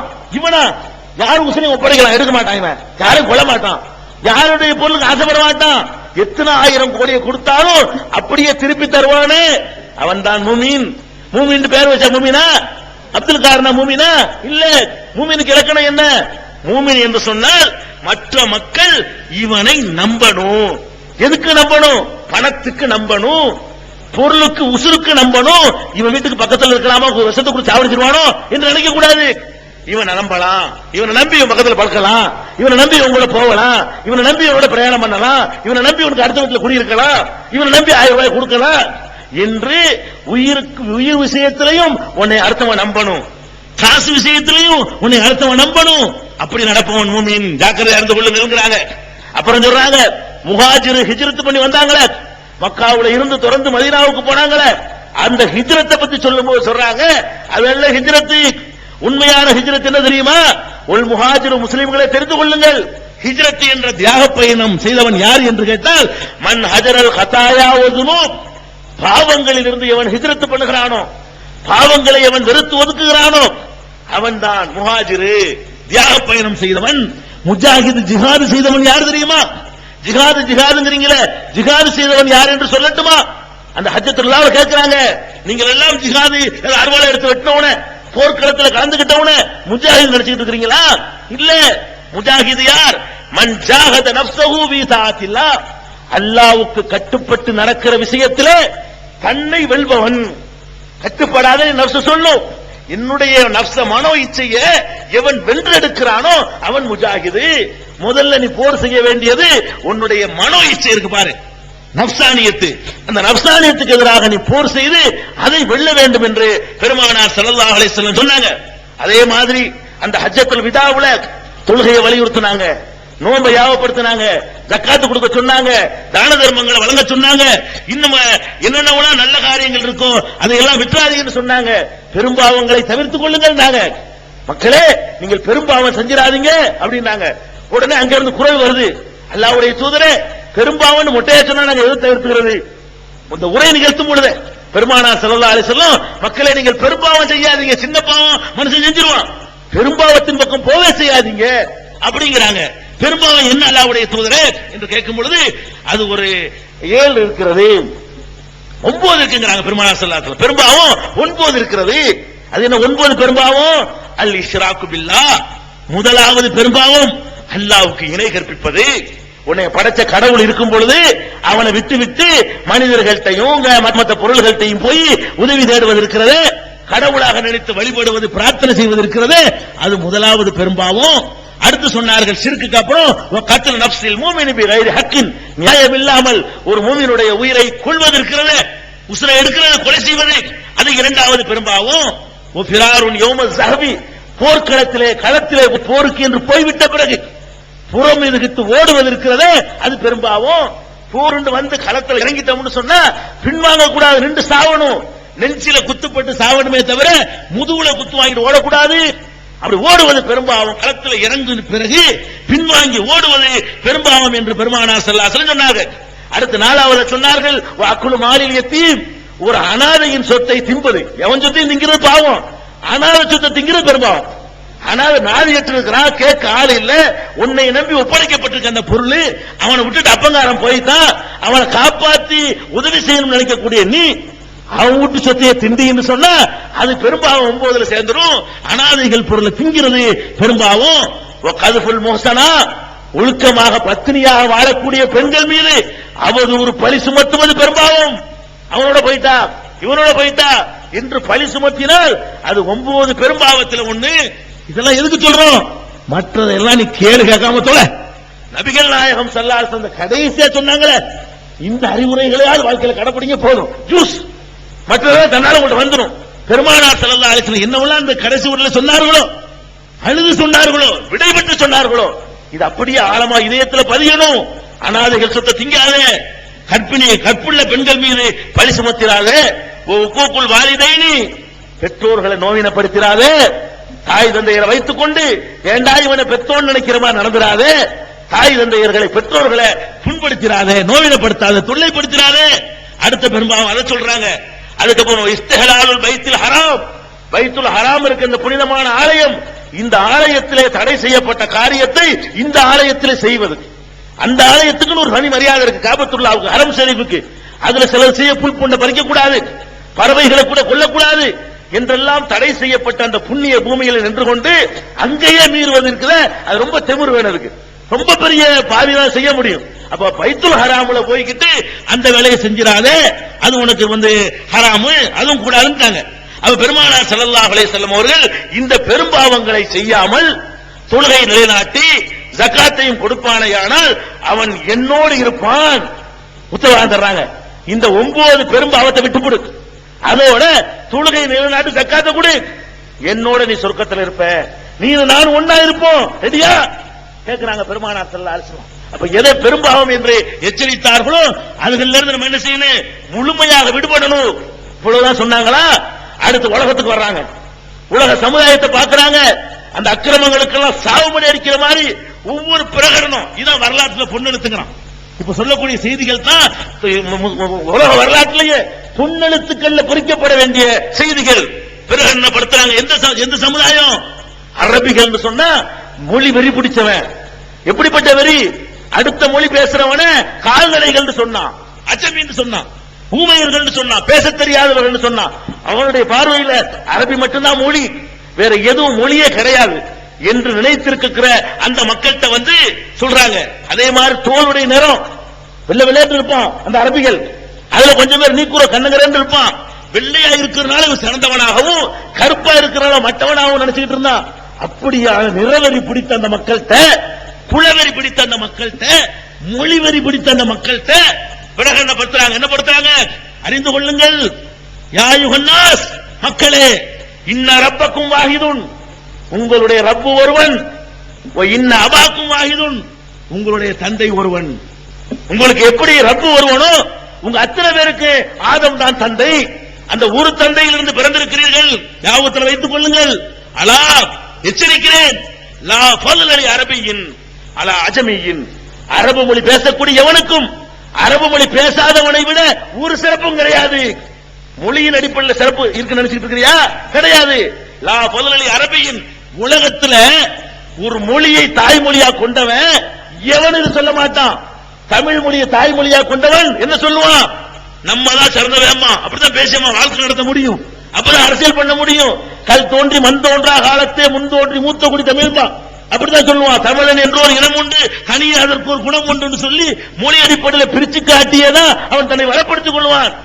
அரபு மொழியை தாய்மொழியா கொண்ட ஒருத்தர், அந்த மொழி மட்டுமே தெரிஞ்ச ஒருத்தர், அந்த மொழி மட்டுமே வேதத்தை பெற்ற ஒருத்தர் சொல்றாரு, டேய் ஏன் பாசன அரபி, அதுக்காக சிறப்பு கிடையாது. லா ஃபضل அரபியின் அலா அஜமியின், அரபு மொழி பேசுகிற எவனுக்குமே வேற மொழி பேசவின் மீது சிறப்பு கிடையாது. அதே மாதிரி சொல்றாங்க, உலாலி அஜமியின் அலா அரபியின், அதுக்காக நீ வேற மொழி பேசுறவன் அரபியோட சிறந்தவனான்னு கேட்டா அதுவும் கிடையாது. எந்த மொழி பேசுபவனும் எந்த மொழி பேசுபவனை விட சிறந்தவன் இல்லை. மொழியில நீ சிறப்பு அளவுகள் பண்ணாலே. இவ்வளவு தெளிவா இருக்கிறாங்க. இது சாதாரண பெரிய பெரிய அறிவாளிகளுக்கு விளங்காத தத்துவங்க. இந்த 20ஆம் நூற்றாண்டுல இவனுக்கு விளங்க மாட்டேன் பாருங்க. மொழியினால ஒருத்தனுக்கு சிறப்பு கிடைக்குமாங்க? பேசிட்டு இருக்கானுங்க. மலையாள மக்கள்கிட்ட போய் நம்ம தான் சிறந்தவன் அவனை நம்ம வச்சுடுறான். தமிழ் மக்கள்கிட்ட வந்து நம்ம தான் சிறந்த இடம் நம்ம வச்சு போடுறான். கர்நாடகம் அவன்கிட்ட போய்கிட்டு நம்ம மொழி தான் சிறப்பு நம்ம வச்சு போடுறான். இந்தி பேசுறவன்கிட்ட போய்கிட்டு இந்திக்கு நிகரா மொழி இல்ல நம்ம வச்சு போடுறான். பெருமானார் என்ன சொல்றாங்க? கிடையாதுடா, கிடையாது. மொழி அடிப்படையில் எந்த சிறப்பும் கிடையாது. அதே மாதிரி சொல்றாங்க, ஒலா அஸ்வத அலா அஹமர், கருப்பா உள்ளவனுக்கு சிவப்பா உள்ளவனை விட சிறப்பு கிடையாது. ஒலா அஹமர அலா அஸ்வத, சிவப்பா உள்ளவனுக்கு கருப்பா உள்ளவனோட சிறப்பு கிடையாது. இல்லா பி தக்வா, தக்வாவின் மூலமே தவிர சிறப்பு இருக்குது. எப்ப இருக்குது? இந்த பாவங்கள் 9 விட்டு விலகி நான் சொன்ன அறிவுரைப்படி கேட்டு அல்லாஹ்வை அஞ்சி நடந்தால் அவன் எந்த மொழி பேசினாலும் எந்த நிறத்தை கொண்டவனாக இருந்தாலும் அவன் சிறந்தவன். உலகத்தில் இந்த ஒரு பிரகடனத்தை மட்டும் அமல்படுத்தினால் உலக சகோதரத்தை வந்துடும். இந்த 20ஆம் நூற்றாண்டுல கூட அமல்படுத்த முடியல. தனிக்கோல கலர் அடிப்படையில் மேலை நாடுகளில் பார்த்தோம். ஒரு டிவியில காட்டுறான், கருப்பர் இனம்ங்கிற காரணத்துக்காக வேண்டி நாயை விட்டு கடிக்கிற காட்சியை பார்த்து கண்கலங்கணுமே. 20ஆம் நூற்றாண்டு காட்டு மிராண்டிகள் கூட தெரிந்து கொள்ள முடியாத செய்தியை அன்னைக்கு சொல்றாங்க. பாத்தீங்களா தொலைக்காட்சியில காட்டினானா? நாயை விட்டு நீக்குறோங்கிற கருப்பங்கிற காரணத்தினால வெள்ளை கலர்ல உள்ள போலீஸ்காரன் நாயை விட்டு கட்டிக்க விடுறான். அது பார்க்கும் பொழுது கலங்காத கண்கள் இருக்க முடியாது. இப்படிப்பட்ட காட்டு மிராண்டிகள் இன்றைக்கு வரைக்கும் வாழ்ந்துகிட்டு இருக்கிறான். 1400 ஆண்டுகளுக்கு முன்னாடி காட்டு மிராண்டியா இருந்த ஒரு சமுதாயத்தில் போய் சொல்றாங்க, இல்ல கிடையாது, அரபிக்கு அஜமி மேல சிறப்பு இல்ல, சிவப்புக்கு வெள்ளை மேல சிறப்பு இல்ல, தெளிவான பிரகடனம் செய்யறாங்க. அது மாத்திரம் செய்யல, அடுத்து வர்றாங்க மூட நம்பிக்கை மூட்டிகம், என்னென்ன மூட்டிகள் இருக்கிறதோ சொல்றாங்க. பெருமானார் ஸல்லல்லாஹு அலைஹி வஸல்லம் அலா எச்சரிக்கை பண்ணுகிறேன் உங்களை, இன்னக்குள்ள செய்யும் என் அகலில் ஜாஹிலியா, அறியாமை காலத்து பழக்க வழக்கங்கள் நடவடிக்கைகள் என்னென்ன உள்ளதோ அத்தனையும் மூலோன் தகுத்த கதமைய ஹாத்தைனி, என்னுடைய 2 பாதத்தின் கீழே போட்டு மிதிக்கிறேங்கிறாங்க. பெருமானார் மூட நம்பிக்கையிலிருந்து இந்த சமுதாயத்தை மீட்டெடுக்க சொல்றாங்க. மக்களே, காலை தூக்கி காட்டி இந்த பாதங்களுக்கு கீழே போட்டு மிதிக்கிறேன். இந்த சமுதாயத்தில் இருக்கிற எல்லா மூட நம்பிக்கைகளையும் மூட்டிக பழக்க வழக்கங்கள் அத்தனையும் காலில் போட்டு மிதிக்கிறேன். பகுத்தறி உள்ள சிந்திக்கிற சமுதாயமாக நான் உங்களை மாற்றி இருக்கிறேன். மூட நம்பிக்கைகளுக்கு இடம் கொடுத்து விடாதீர்கள் என்று சொல்லி எல்லா மூட நம்பிக்கை, ஜோசியம், ஜாதகம், குறி பார்க்கிறது, நல்ல நாள் பார்க்கிறது, கெட்ட நாள் பார்க்கிறது, கொடிமரத்தை வணங்குறது, கழுதையை வணங்குறது, குதிரையை வணங்குறது, என்னென்ன மூட நம்பிக்கைகள் வச்சிருக்கிறியோ எல்லாத்தையும் காலில் போட்டு மிதிச்சுட்டேன்ட்டாங்க. ஒரே மிதியா மிதிச்சுட்டு போயிட்டாங்க. மிதிச்சதான் தூக்கி வச்சு கொண்டாடிக்கிட்டு இருக்கிறேன். அது மாத்திரம் சொல்லல, சில பிரகடனப்படுத்துறாங்க. சுப்ஹானல்லாஹ், இந்த உலகம் இன்னைக்கு தெரிந்து கொள்ள வேண்டிய செய்திகள் என்ன சொல்றாங்க தெரியுமா? மக்களே, அறியாமை இன்னைக்கு புது சட்டம் வந்து விட்டது. என்ன சட்டம்? கொலை செஞ்ச தலையை சீவுறது. அதான் இப்ப சட்டம். நான் கொண்டு வந்த சட்டம் என்ன? கொலை செஞ்சவனுக்கு ஜெயில சாப்பாடு போட மாட்டேன். கொலை செய்தானையானால் அவனுடைய தலை இருக்காது. அதான் நான் கொண்டு வந்த தண்டனை. ஆனால் அதை நான் முன் தேதியிட்டு அமல்படுத்த மாட்டேன். இப்ப பிரகடனப்படுத்தினேன். இதுக்கு முந்தி என்னென்ன பழிவாங்கிற கணக்கு இருக்குதோ எல்லாம் மன்னிக்கப்படுகிறது. பெருமானார் ஸல்லல்லாஹு சொல்றாங்க, ஜாகிலியா காலத்தில் இந்த சட்டத்தை நான் இயற்றி முன்தேதி போட்டு சட்டம் இயற்றினான். உலகத்தில் இந்த முன்தேதி இட்டு சட்டம் இயற்றுவதை விட அக்கிரமம் எதுவுமே இல்லை. சட்டம் போட்டா அந்த சட்டம் தெரிஞ்ச பிறகு செஞ்சாத தப்பு. ஒரு சட்டத்தை போட்டுவிட்டு அந்த சட்டத்துக்கு முந்தி நான் செஞ்சிருப்பேன், அதுக்கு தண்டனை கொடுக்கலாம் பாருங்க. உலகத்தில் முன்தேதி இட்டு அமலுக்கு வருதுங்கிறான். நிறைய உலகம் பூரா இதை செய்யறான். பெருமானார் ஸல்லல்லாஹு சொல்றாங்க, முன்தேதி இட்டு அமல்படுத்த மாட்டேன். இன்னையில இருந்து இப்பதான் சட்டம் போட்டிருக்கிறேன், இனிமே ஒழுங்கா நடந்துங்க சொல்லிட்டு, அதெல்லாம் முக்கியம். பெருமானார் ஸல்லல்லாஹு அலைஹி வஸல்லம் உடைய பெரிய தகப்பனார் ஹாரிஸ், ரசூல் ஸல்லல்லாஹு அலைஹி வஸல்லம் உடைய பெரிய தகப்பனார் யாரு? ஹாரிஸ். அவருடைய மகன் ரபியா, ஹாரிஸுடைய மகன் ரபியா. இந்த ரபியாவை ஒரு கூட்டம் கொண்டுருச்சு. சொல்றாங்க, முதலில் என்னுடைய ரத்தத்தை நான் மன்னிக்கிறேன், ஆரம்பிக்கிறேன், என்னிடமிருந்து ஆரம்பிக்கிறேன். என்னுடைய ரபியாவை, என்னுடைய தம்பியை கொலை செய்திருக்கிறார்கள், அதை நான் மன்னிக்கிறேன். அறியாமை காலத்தில் நடந்த கொலைக்கு நான் எந்த பழிவாங்கலும் பண்ண மாட்டேன். எல்லாரும் மன்னிச்சிருக்கேன். முதல்ல எங்க இருந்து ஆரம்பிக்கிறாங்க? எங்க இருந்து? நான் தான் முதல்ல எந்த ஒரு சட்டத்தை போடுவனோ அதுக்கு முதல்ல கட்டுப்படுவோம். நான் இருக்க போறேன். அதனால அறியாமை காலத்தில் இதுக்கு முந்தி கொலை வெட்டு குத்து என்ன நடந்தாலும் சரி, பழைய கதை கலராத விட்டு விட்டு இனிமே எவன்தலை எவன் எடுக்காத. இதுக்கு முந்தி உள்ள எல்லாத்தையும் மன்னி. அதாவது சொல்லுதல் யாருக்கும் எளியலாம், இது சொல்றது எல்லாத்துக்கும் லேஸ்டானா, இது கஷ்டம். சொல்லிய வண்ணம் செயல் இருக்கு பாருங்க, அது ரொம்ப கஷ்டம். சொல்லிட்டு போயிடலாம், அதான் மன்னிச்சிருங்க. உனக்கு ஏற்பட்டா மன்னிப்பியான்னு கேட்பான். வெளியே போயிட்டு மன்னிச்சிருக்கேன்னு சொல்றீங்களா, உனக்கு ஏற்பட்டா மன்னிப்பியா அப்படின்னு கேட்பான். அப்ப அந்த மாதிரி கேட்கக்கூடாதுங்கறக்கா பெருமானார் ஸல்லல்லாஹு அலைஹி வஸல்லம் அறிவித்து விட்டு, இதோ நான் அமுல்படுத்துகிறேன், என்னுடைய பெரியத்தாவுடைய மகன் ரபியாவை கொன்றார்களே, அந்த ரத்தத்துக்கு பழி இல்லை, அதுக்கு கணக்கு இல்லை, அதுக்கு விசாரணை இல்லை, அதுக்கு தண்டனை இல்லை, எல்லாரும் இப்படிதான் நடந்து கொள்ள வேண்டும். உலகத்தில் எப்படிப்பட்ட பிரகடனம் பார்த்தீங்களா? அதே மாதிரி அன்றைக்கு தான் வட்டியை தடுக்கிறாங்க. மக்களே, அறியாமை காலத்தில் இருந்த எல்லா வட்டிகளும் தடை செய்யப்படுகிறது. இன்றோடு அறியாமை காலத்தில் வாங்கின எல்லா வட்டிகளும் தடை செய்யப்படுகிறது. இதற்கு முன்னர் நீங்கள் வாங்கி இருந்தீர்களே ஆனால் அது உங்களுக்கு ஹலால். இதுக்கு முந்தி வாங்கின திருப்பி கொடுக்காத, இனிமேல் வர வேண்டியதுக்கு நீ வட்டி வாங்கக்கூடாது சொல்லிட்டு இதையும் நான் என்னிலிருந்து அமல்படுத்துகிறேன் சொல்றாங்க. வட்டியை தடை செஞ்சுட்டு அன்றைய சமுதாயத்தில் பெரிய வட்டி முசா யார் தெரியுமா? பெருமானார் ஸல்லல்லாஹு அலைஹி வஸல்லம் பெரிய தகப்பனார் அப்பாஸ். அவர் தான் வட்டி தொழில் பயங்கரமான வட்டி. அவர் மொத்தத்தில் யூதர்களுக்கு அடுத்தபடியாக பெரிய லேவாதேவி பண்ணவர் யாரு? அப்பாஸ் ரலியல்லாஹு ரசூல் ஸல்லல்லாஹு அலைஹி வஸல்லம் பெரிய தகப்பனார். அவர் வட்டி கொடுத்து வாங்கிட்டு இருக்கிறாரு. அப்பாஸ் நிப்பாட்டி சொல்றாங்க, அப்பாஸ் அசல் மட்டும்தான் உனக்கு, உன்னுடைய வட்டியும் தள்ளு செய்யப்பட்டது. அப்பாஸிடத்தில் யாரெல்லாம் வட்டிக்கு பணம் வாங்கினீர்களோ அசலை மட்டும் கொடுங்கள், யாரும் அதுக்கு மேல ஒரு பைசா கொடுக்காதீர்கள். சுப்ஹானல்லாஹ். எங்க இருந்து ஆரம்பிக்கிறாங்க பத்தியா? உலக வரலாற்றுல தண்ணிலிருந்து ஆரம்பித்தோம். நீங்க பார்த்திருக்கீங்களா? தனக்கு விதிவிலக்கு கொடுத்து கொண்ட தலைவனை பார்க்கிறோம். பெருமானார் ஸல்லல்லாஹு அலைஹி வஸல்லம் அவர்கள் அந்த வட்டிக்கு எதிராக பிரகடனம் செய்யும் பொழுது அப்பாஸுடைய எல்லா வட்டிகளுமே தள்ளுபடி. எத்தனை லட்சம் வாங்கியிருந்தாலும் சரி, எத்தனை வருஷத்துக்கு முந்தி வாங்கினாலும் சரி, வாங்கினது மட்டும் கொண்டாந்து கொடு, அதுக்கு மேல சல்லி காசு கொடுக்காத என்று பெருமானார் ஸல்லல்லாஹு அலைஹி வஸல்லம் அவர்கள் தன்னுடைய அந்த குடும்பத்தில் இருந்த சீர்திருத்தத்தை சட்டத்தை அமல்படுத்துறாங்க. அதோட நிப்பாட்டல உலகம் பூரா பாக்குறாங்க, எல்லா பகுதிகளிலும் பாக்குறாங்க. ஒருத்தன் தப்பு செஞ்சுட்டான்னு சொன்னா அதை குற்ற பரம்பரையாக்கி, அவன் பிள்ளைய குற்றவாளியாக்கி, அவன் பேரனை குற்றவாளியாக்கி, அந்த மாதிரி நடக்கக்கூடிய காட்சிகள் உலகம் பூரா பாக்குறோம். ஒருத்தன் கொலை பண்ணிட்டான்னு சொன்னா அவன் குடும்பத்தையே சித்திரவதை பண்ணக்கூடிய அதிகார வர்க்கங்களை எல்லாம் பார்க்கிறோம். பெருமானார் ஸல்லல்லாஹு அலைஹி வஸல்லம் என்னுடைய ஆட்சியிலே நான் கொண்டு வந்த மார்க்கத்திலே அலா தெரிந்து கொள்ளுகிற எச்சரிக்கை, லா யஜ்னி ஜானும் இல்லா அலா நஃப்ஸிஹி, எந்த ஒரு மனிதன் செய்த தப்பா இருந்தாலும் அது அவனை மட்டும் தான் சாரும். எந்த அப்பனும் மகனுடைய தப்புக்கு பொறுப்பாளன் இல்லை, எந்த மகனும் அப்பனுடைய தப்புக்கு பொறுப்பாளன் இல்லை. எவ்வளவு பெரிய தப்பா இருந்தாலும் சரி, தப்பு செஞ்சவனை தண்டிக்க முடிந்தால் தண்டிப்புமே தவிர தப்பு செய்யாதவனை நாம் தண்டிக்க மாட்டோம். நம்முடைய ஆட்சியில அதுக்கு இடமில்லை என்று பெருமானார் ஸல்லல்லாஹு அலைஹி வஸல்லம் அவர்கள் ரொம்ப தெளிவாக சொல்கிறார்கள். வலா யஜ்னி வாலிதுன் அலா வலதிஹி வலா வலதுன் அலா வாலிதிஹி, எந்த ஒரு தகப்பனும் மகனுக்காக குற்றவாளியாக மாட்டான், எந்த ஒரு மகனும் தகப்பன் செய்த தப்புக்காக குற்றவாளியாக மாட்டான். அவனவன் செய்த தப்புக்குத்தான் நம்முடைய ஆட்சியிலே அவன் பொறுப்பாளியாக இருப்பான். இதையும் நான் தெளிவாக பிரகடனம் செய்கிறேன் என்று பெருமானார் ஸல்லல்லாஹு அலைஹி வஸல்லம் இதை வேற சொல்றாங்க. அடுத்து மக்கள்கிட்ட வர்றாங்க, நீங்கள் எல்லாம் ஒரு ஆட்சியின் கீழ, ஒரு இஸ்லாமிய கவர்மெண்டின் கீழ, ஒரு தலைமையின் கீழ, ஒரு அதிகாரம் படைத்த அதிகாரியின் கீழ இருக்கணும்னு சொன்னா நீங்கள் உங்களுடைய ஆட்சி தலைவருக்கு கட்டுப்படுங்கள்.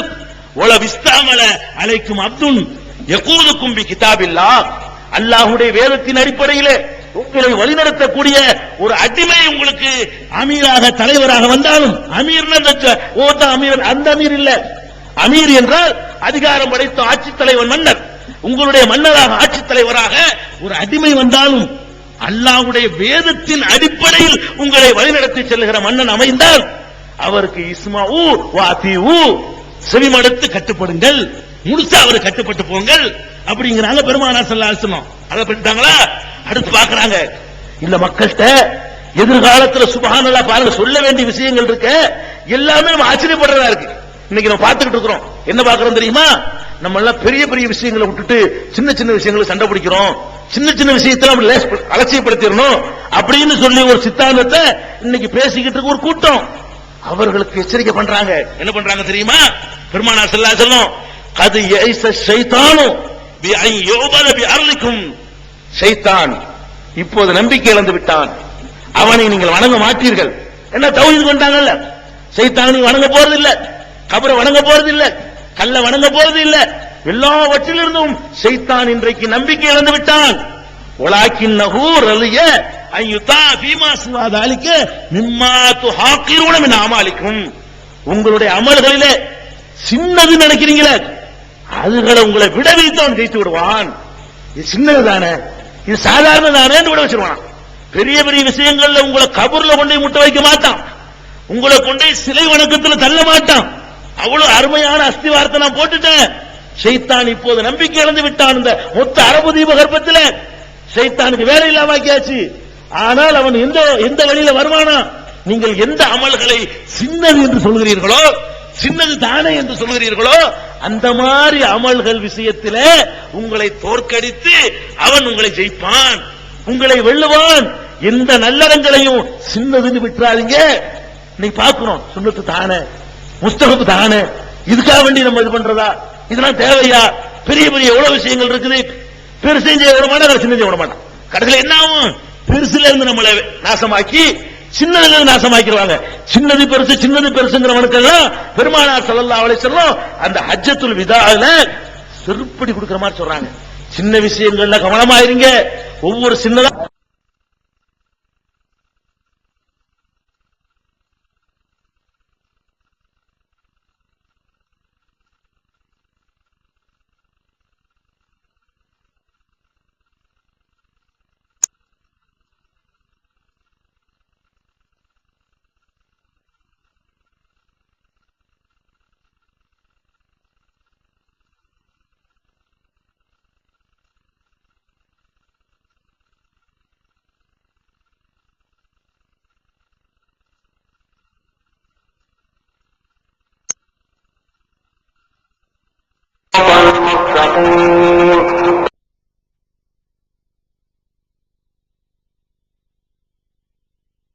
அதுல என்ன ஆகும்? பெருசுல இருந்து நம்மளை நாசமாக்கி சின்னதுல இருந்து நாசமாக்கிடுவாங்க. சின்னது பெருசு சின்னது பெருசுங்கிறவனுக்கெல்லாம் பெருமானார் ஸல்லல்லாஹு அலைஹி வஸல்லம் அந்த ஹஜ்ஜத்துல் விதால செருப்படி கொடுக்கிற மாதிரி சொல்றாங்க. சின்ன விஷயங்கள்ல கவனமாயிருங்க.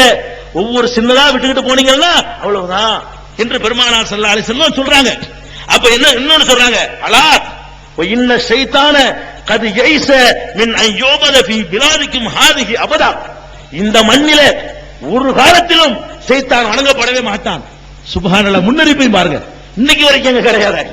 1400 வருஷம் ஆனாலும் அங்க கபர் இல்ல, சந்தன கூடு இல்ல, கொடிமர வழிபாடு இல்ல. இந்த மண்ணில் ஒரு காலம் ஷைத்தானுக்கு வழிபாடு நடக்காது, நடக்கவே முடியாது. வலாக்கின் சதகூனு லஹு தாத்துன், இருந்தாலும் ஷைத்தானுக்கு ஒரு வழிபாடு நடக்கும். எதுல நடக்கும்? ஃபீமா தஹ்கிரூன மின் அமாலிக்கும். எந்த அமல்களை சின்னது என்று நீங்கள் கருதுகிறீர்களோ அந்த விஷயங்களிலே நீங்கள் ஷைத்தானுக்கு கட்டுப்பட்டு விடுவீர்கள். சின்னதிலையும் கவனமாயிருங்க, பெருசிலையும் கவனமாயிருங்க என்று எச்சரிக்கை பண்றாங்க. அடுத்து சொல்றாங்க, எல்லா நபிமார்களும் எச்சரிக்கை செய்த ஒரு எச்சரிக்கை. ஒவ்வொரு நபிமார்களும் தனக்கு பின்னால் வந்தவர்களுக்கு இந்த எச்சரிக்கையை சொல்லாமல் போனதில்லை. அந்த எச்சரிக்கை உங்களுக்கு சொல்கிறேன். கடைசியை சொல்றாங்க ரசூலுல்லாஹி ஸல்லல்லாஹு அலைஹி வஸல்லம். எல்லா நபியும் சொன்னாங்க. நூஹ் அலைஹிஸ்ஸலாம் தன்னுடைய சமுதாயத்திற்கு செய்தார்களே அந்த எச்சரிக்கையை நான் உங்களுக்கு சொல்கிறேன் என்று சொல்லிவிட்டு தஜ்ஜாலை பற்றி சொல்கிறார்கள். இறுதி காலத்தில் தஜ்ஜால் என்று ஒருவன் வரவிருக்கிறான். அவனுக்கு நிறைய ஆற்றல்களை கொடுத்து அல்லாஹ் அனுப்புகிறான். அவனுடைய சில காரியங்களை பார்க்கும் பொழுது அவன் தெய்வீக அம்சம் பொருந்தியவனோ என்று நினைக்க தோன்றும். தன்னை கடவுள் என்று சொல்லுவான், மனித வடிவத்தில் இருப்பான். ஆனால் நீங்கள் அவனை நம்பிவிடாதீர்கள். இந்த மாயைகளே, இந்த அற்புதங்கள்ல மயங்கி உங்கள் ஈமானை பறிகொடுத்து விடாதீர்கள். அவனை பற்றி உங்களுக்கு எச்சரிக்கை பண்ணுகிறேன் என்று சொல்லி பெருமானார் ஸல்லல்லாஹு அலைஹி வஸல்லம் தஜ்ஜாலை பற்றி எச்சரிக்கை பண்றாங்க. எப்படி பண்றாங்க? உங்களுடைய இறைவன் இருக்கிறானே அவன் ஒன்றரை கண்ணு கிடையாதவன். உங்களுடைய இறைவன் இருக்கிறானே ஒன்றரை கண்ணு, ஒரு கண்ணு முழுசு ஒரு கண்ணு அறையா இருக்கும்ல, அவன ஒன்றரை கண்ணு. இந்த ஒன்றரை கண்ணு உள்ளவனா தஜ்ஜால் வருவானா? அவனுக்கு பாருங்க, அவன் என்னென்னமோ பண்ற மாதிரி ஆக்கி அல்லாஹ் என்ன பண்ணிடுறான், அவன் அல்லாஹ் இல்லைன்னு காட்டுறதுக்கு அவன்கிட்ட ஒரு அடையாளத்தை வச்சிருக்கான். வருவான், அவனுடைய ஒரு கண்ணை சரிப்படுத்திக்கிற முடியாது. ஒரு கண்ணு நல்லா இருக்கும், ஒரு கண்ணு நல்லா இருக்காது. அப்ப அவன் வந்து தன்னை இறைவன் என்று சொல்வான். உங்கள் இறைவன் ஒன்றரை கண்ணன் இல்ல. அவனை நீங்கள் அவனுடைய காலத்தில் நீங்கள் வாழ நேர்ந்தால் அவன் எவ்வளவு பெரிய பயங்கரமான அதிசயங்களை நிகழ்த்தி காட்டினாலும் நீங்கள் ஏமாந்து விடாதீர்கள், நம்பி விடாதீர்கள். இறுதி காலத்திலே அப்படி ஒரு தீய சக்தி வர இருக்கிறது. அந்த தஜ்ஜாலை பற்றி நூஹ் அலைஹிஸ்ஸலாம் எச்சரித்தார்கள். நான் உங்களுக்கு எச்சரிக்கிறேன் என்று பெருமானார் ஸல்லல்லாஹு அலைஹி வஸல்லம் அந்த எச்சரிக்கையை பண்றாங்க. அதே மாதிரி அவனுடைய அந்த கண்ணை சொல்லும் போது ஒரு கண்ணு நல்லா இருக்கும், இன்னொரு கண்ணு சுருங்கிய திராட்சை, அது கிஸ்மிஸ் போல மாதிரி இருக்குமா, சுருங்கிய திராட்சை போல இருக்கும், கவனத்தில் வைத்துக் கொள்ளுங்கள். அடையாளம் வரைக்கும் சொல்லிவிட்டேன், இனிமேல் அவன் வந்த பிறகு நீங்க நம்பினால் நீங்க தான் அதுக்கு பொறுப்பாளி என்று அதை எச்சரிக்கிறாங்க. கடைசியா பெருமானார் ஸல்லல்லாஹு எல்லாம் சொல்லிவிட்டு எல்லாம் இதுக்குள்ள அடங்கி போச்சு. கடைசியா சொல்றாங்க, இன்னி கத் தரக்து ஃபீக்கும், உங்களிடத்திலே நான் விட்டு செல்கிறேன், உங்கள்கிட்ட நான் விட்டுட்டு போறேன். எதை விட்டுட்டு போகிறேன்? கண்ட குப்பைகளை விட்டுட்டு போகிறேன், நான் விட்டு செல்கிறேன். மா லந்தலில்லு பாதஹு இனி தஸம்தும் பிஹி, எதை நீங்கள் பற்றி பிடித்துக் கொண்டால் வழி தவறவே மாட்டீர்களோ அப்படிப்பட்ட ஒன்றை விட்டு செல்கிறேன். அது என்ன தெரியுமா? கிதாபுல்லாஹ் வ சுன்னத்து நபிஹி. ஒன்று அல்லாஹ்வுடைய வேதம், இன்னொன்று அவனுடைய நபியாகிய நான் காட்டிய வழிமுறை. உங்கள்ட்ட இந்த ரெண்டை தான் விட்டுட்டு போறேன். விட்டுட்டு போற செய்தி எத்தனைதான்? ரெண்டு தான். இந்த ரெண்டையும் நீ பலமாக பிடித்துக் கொள்ளும் வரை வழி தவற எல்லா முத்தாய்ப்பு இதுல அடங்கிச்சு. சொல்ல வேண்டிய எல்லா டாபிக்குகளும் இது உள்ளக்க அடக்கி வச்சு சொல்றாங்க. ரெண்டு செய்திகள் தான் உங்களுக்கு விட்டுட்டு போறேன். ஒன்னு வேதம் குர்ஆனை விட்டு இருக்கிறேன், குர்ஆன்ல போய் பார். இன்னொன்னு என்னுடைய வழிமுறையை உனக்கு திறந்த புத்தகமா காட்டிட்டு போயிருக்கிறேன். எதா இருந்தாலும் நான் வழி காட்டிட்டு போயிருக்கிறேன். உண்ணுவது எப்படி, உறங்குவது எப்படி, மலஜலம் கழிப்பது எப்படி, தாம்பத்தியத்தில் ஈடுபடுவது எப்படி, நகம் வெட்டுவது எப்படி, மீசையை கத்தரிக்கிறது எப்படி, பல் துலக்குவது எப்படி, தூங்குவது எப்படி, எந்திரிக்கிறது எப்படி, வியாபாரம் செய்வது எப்படி, கொடுக்கல் வாங்கல் எப்படி, கல்யாணம் பண்றது எப்படி, சுண்ணத்து பண்றது எப்படி, என்ன வேணும் எல்லாம், பேசுவது எப்படி, பார்க்கிறது எப்படி, கேட்கிறது எப்படி, நடக்கிறது எப்படி, பிடிக்கிறது எப்படி, கொடுக்கிறது எப்படி, வாங்குறது எப்படி, எதை விடல எல்லாத்தையும் சொல்லிட்டு போனேனே, அதை முன்னாடி வச்சுட்டு போறேன், திறந்த புத்தகமா வச்சுட்டு போறேன். உலகத்துல எவனுக்கும் சொல்ல தைரியம் இல்லாது. என்ன சொல்லுவான்? நாங்க சொல்றத கேளுங்க, நாங்க செய்யற மாதிரி செஞ்சிடாதேமா. உலகத்துல எவனாச்சு என்னை பின்பற்றுங்கன்னு சொல்ல முடியுமா? என்னுடைய வாழ்க்கையில திறந்த புத்தகம், ஒரு தப்பு ஒன்னால காண முடியாது. என்னுடைய இது ரொம்ப தைரியம் வேணுங்க. உலகத்துல யாரும் சொல்லவே இல்லை. யாரும் நான் என்னென்னவெல்லாம் செய்தேனோ அதெல்லாம் அந்த திறந்து கிடக்கு, பாத்துக்க, எவன் வேண்டாலும் பின்பற்றிக்க, எவன் வேண்டாலும் உரசி பார்த்துக்க, ஒரு தப்பு காண முடியாது என்று காட்டிட்டு போனாங்களே. அந்த வாழ்க்கை முறையையும் அல்லாஹ்வுடைய வேதத்தை விட்டுட்டு போனாங்க. இதுலதான் நீங்கள் கவனிக்க வேண்டிய செய்திகளை எல்லாம் இதுலதான் நான் இப்ப சொல்ல போறேன். இதுவரைக்கும் உள்ளது வேற எதுக்குன்னு உங்களுக்கு தெரியும். அப்ப இந்த ரெண்டு விஷயங்களை விட்டு போறேன்ட்டாங்க. உங்களுடைய வாழ்க்கையில கொஞ்சம் உரசி பாருங்க, கேட்டுட்டு போகாம பெருமானார் ஸல்லல்லாஹு அலைஹி வஸல்லமுடைய வேதத்தில் உள்ளது என்ன. இறுதியாக நபிகள் நாயகம் ஸல்லல்லாஹு அலைஹி வஸல்லம் அவர்கள் சொன்ன அந்த அறிவுரையில் தான் எல்லா தத்துவங்களும் ஒரு சேர அடங்கி கிடக்கின்றன. என்ன இறுதியா சொல்றாங்க? உங்களிடத்திலே நான் ரெண்டை விட்டு போகிறேன். ஒன்று அல்லாஹ்வுடைய வேதம், இன்னொன்று என்னுடைய வழிகாட்டுதல். இந்த இரண்டையும் நீங்கள் பலமாக பற்றிக் கொண்டீர்களே ஆனால் லன் தலில்லு பஅதஹு அபதா, இதற்கு பிறகு ஒரு காலம் நீங்கள் வழி தவறவே மாட்டீர்கள் என்று பெருமானார் ஸல்லல்லாஹு அலைஹி வஸல்லம் அவர்கள் நம்ம வழிகட்டு போகாமல் இருப்பதற்கு ரெண்டு பலமான ஆயுதத்தை கையில தந்துவிட்டு சென்றிருக்கிறார்கள். அந்த அளவுகோலை கொடுத்து விட்டு போயிருக்கிறார்கள். உங்களுடைய ஒவ்வொரு செயலையும் அதுல உரசி பாருங்க கொஞ்சம். நபிகள் நாயகம் ஸல்லல்லாஹு அலைஹி வஸல்லம் சொன்னாங்களே, இறுதி வசியத்தாக கொடுத்துட்டு போனார்களே, அந்த இரண்டுக்கு ஒத்ததாக நம்முடைய நடவடிக்கைகள் இருக்கிறதா சிந்தித்து பார்க்க வேண்டும். நம்ம வாழ்க்கையில கடைபிடிக்கிற ஒவ்வொரு செய்திகளாக நீங்கள் எடுத்து பாருங்கள். முஸ்லிம் என்று சொல்லிக் கொள்கிறோம், தர்காக்களை போய் வழிபடுகிறோம். நபிகள் நாயகம் ஸல்லல்லாஹு அலைஹி வஸல்லம் அவர்களுடைய சுன்னத்திலேயோ திருமறை குர்ஆனிலேயோ இதற்கு அனுமதி இருக்கிறதா? ரெண்டையும் பலமாக பற்றி பிடித்து இருந்தால் இது வந்திருக்குமா? நபிகள் நாயகம் ஸல்லல்லாஹு அலைஹி வஸல்லம் சுன்னத் என்ன சொல்லுது? இடிச்சு தரமட்டமாக்குன்னு சொல்றாங்க பெருமானார் ஸல்லல்லாஹு அலைஹி வஸல்லம். மருமகன் அலி ரலியல்லாஹு அன்ஹு அவர்களை அழைத்து சொல்கிறார்கள், லா ததஅலல் கப்ர முஷ்ரிபன் இல்லா சவைதஹு, உயரமாக இருக்கிற எந்த சமாதியாக இருந்தாலும் தரைமட்டமாக்காமல் விடாதே என்கிறார்கள். நஹா ரசூலுல்லாஹி ஸல்லல்லாஹு அலைஹி வஸல்லம் ஜஸஸுல் குபூர், சமாதிகள் பூசப்படக்கூடாது, சமாதிகள் கட்டப்படக்கூடாது. அப்ப அதுல உரசுறோம், இது ரசூல் ஸல்லல்லாஹு அலைஹி வஸல்லம் கொண்டு வந்தது இல்ல. அதே மாதிரி முஸ்லிம் என்று சொல்லிக் கொள்கிறோம், தாயத்து போடுகிறோம். முஸ்லிம் என்று சொல்லுகிறோம், பேய்களை நம்புகிறோம். முஸ்லிம் என்று சொல்லுகிறோம், தண்ணீரை ஊதி குடிக்கிறோம். முஸ்லிம் என்று சொல்லுகிறோம், தட்டிலை எழுதி யாரோ தருவதை கரைத்து குடிக்கிறோம். முஸ்லிம் என்று சொல்லுகிறோம், என்னென்னவோ மூட தகவல்களை வாங்கி பதிய வைத்துக் கொள்கிறோம். இதெல்லாம் குர்ஆன்ல இருக்கிறதா? ரசூல் ஸல்லல்லாஹு அலைஹி வஸல்லம் விட்டுட்டு போனாங்களே, அறியாமை காலத்து பழக்க வழக்கத்தை எல்லாம் கால்ல விட்டு மிதிச்சாங்களே, அந்த மிதித்த பழக்க வழக்கங்களை எல்லாம் எடுத்துக்கொண்டு நீங்கள் இஸ்லாமிய முத்திரையை குத்தி லேபிள ஒட்டி நீங்கள் ஏமாந்து கொண்டிருக்கிறீர்கள். தாயத்துகளுக்கு நபிகள் நாயகத்தின் அனுமதி இல்ல. மன் தல்லக தமீமத்தன் ஃபகத் அஷ்ரக், யார் தாயத்தை தொங்க விடுகிறானோ அவன் இரண்டு இறைவனை நம்பி விட்டான், அல்லாஹ்வுக்கு இணை கற்பித்து விட்டான்ங்கறாங்க. தாயத்துக்கு அனுமதி இல்ல, தட்டுக்கு அனுமதி இல்ல, கரைச்சு குடிக்க அனுமதி இல்ல, நூல் முடிய அனுமதி இல்ல. இவற்றை எல்லாம் இஸ்லாத்தின் பெயரால நம்ம செஞ்சுக்கிட்டு இருக்கிறோம். பேயை நம்ப முடியுமா ஒரு முஸ்லிம்? முஸ்லிம்னு சொல்லிக் கொண்டு பேயை நம்புறீங்க. இறந்து போன யாரும் இந்த உலகத்துக்கு திரும்ப வர முடியும் நினைச்சா அல்லாஹ்வுடைய கட்டுக்காவல் பலவீனம் நினைக்கிறீங்களா?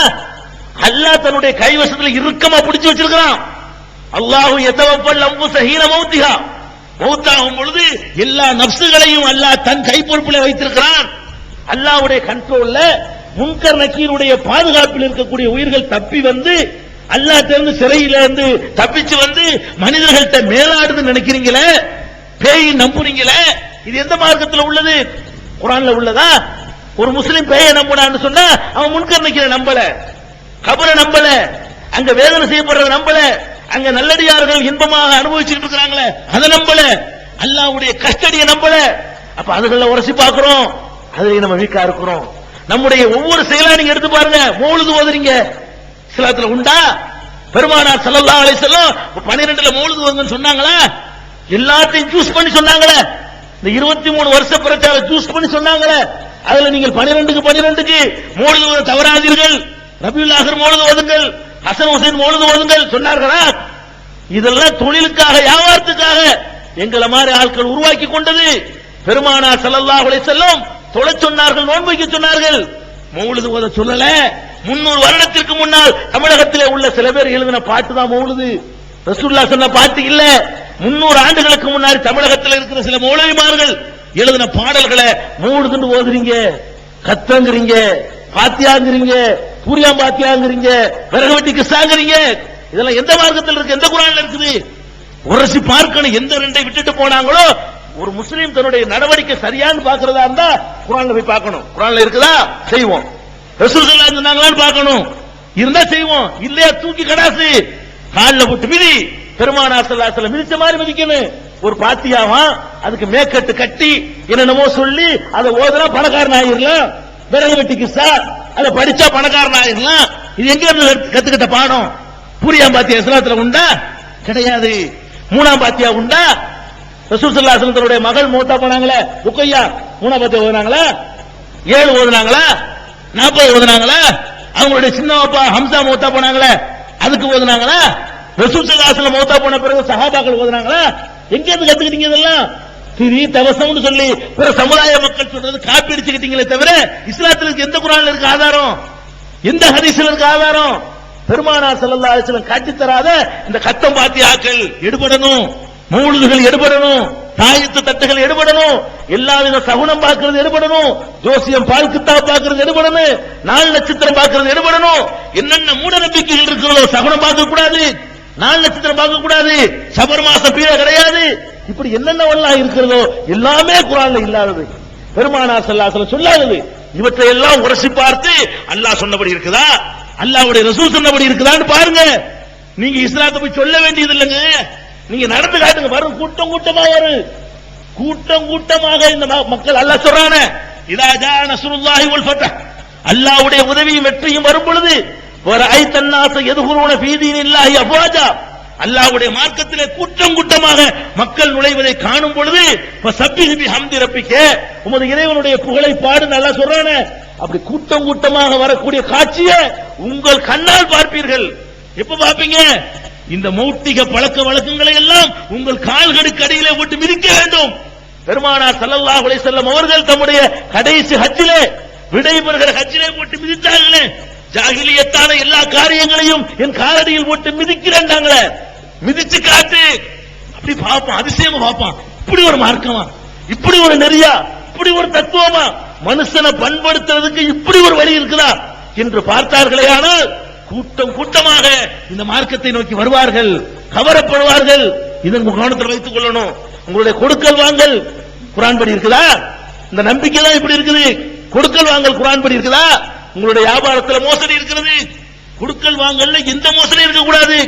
உள்ள ஒண்ணு வச்சு வெளியே ஒண்ணு காட்டுறது கூடாது. மாட்டை கணத்துல போட்டுட்டு குளத்துல போட்டுட்டு விலை பேசக்கூடாது. எடுத்து காட்டணும். மரத்தை காட்டி இதுல எவ்வளவு உற்பத்தி ஆகுதோ அதை விக்கிறேன்னு சொல்லக்கூடாது. மரத்துல காய் உற்பத்தி ஆனோ தேங்காய் எண்ணிதான் விற்கணும். இந்த மரத்துல என்ன உற்பத்தி ஆகுதோ அதையெல்லாம் உனக்கு 1000 ரூபாய்க்கு தரேன்னு விற்க முடியாது. இந்த குளத்துல எவ்வளவு மீன் கிடக்குதோ அதையெல்லாம் 1000 ரூபாய்க்கு தரேன்னு விற்க முடியாது. மீனை வெளியேறா எத்தனை கிலோ, கிலோக்கு எவ்வளவு என்று விற்கணும்னு சொல்லக்கூடிய ஒரு மார்க்கத்துல நீங்க என்ன பண்றீங்க?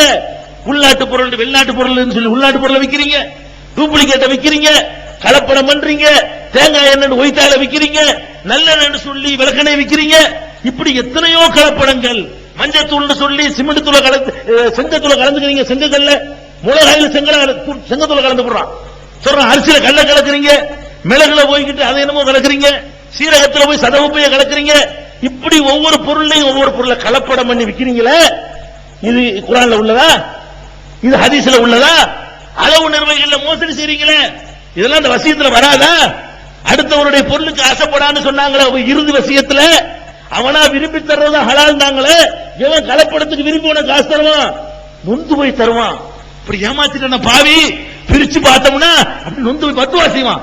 ஆவிகள் இந்த மாதிரி 1000 ரூபாய் வாங்கிட்டு இந்த மாதிரி ஏமாத்தி விட்டானே, இது உனக்கு ஒட்டுமா?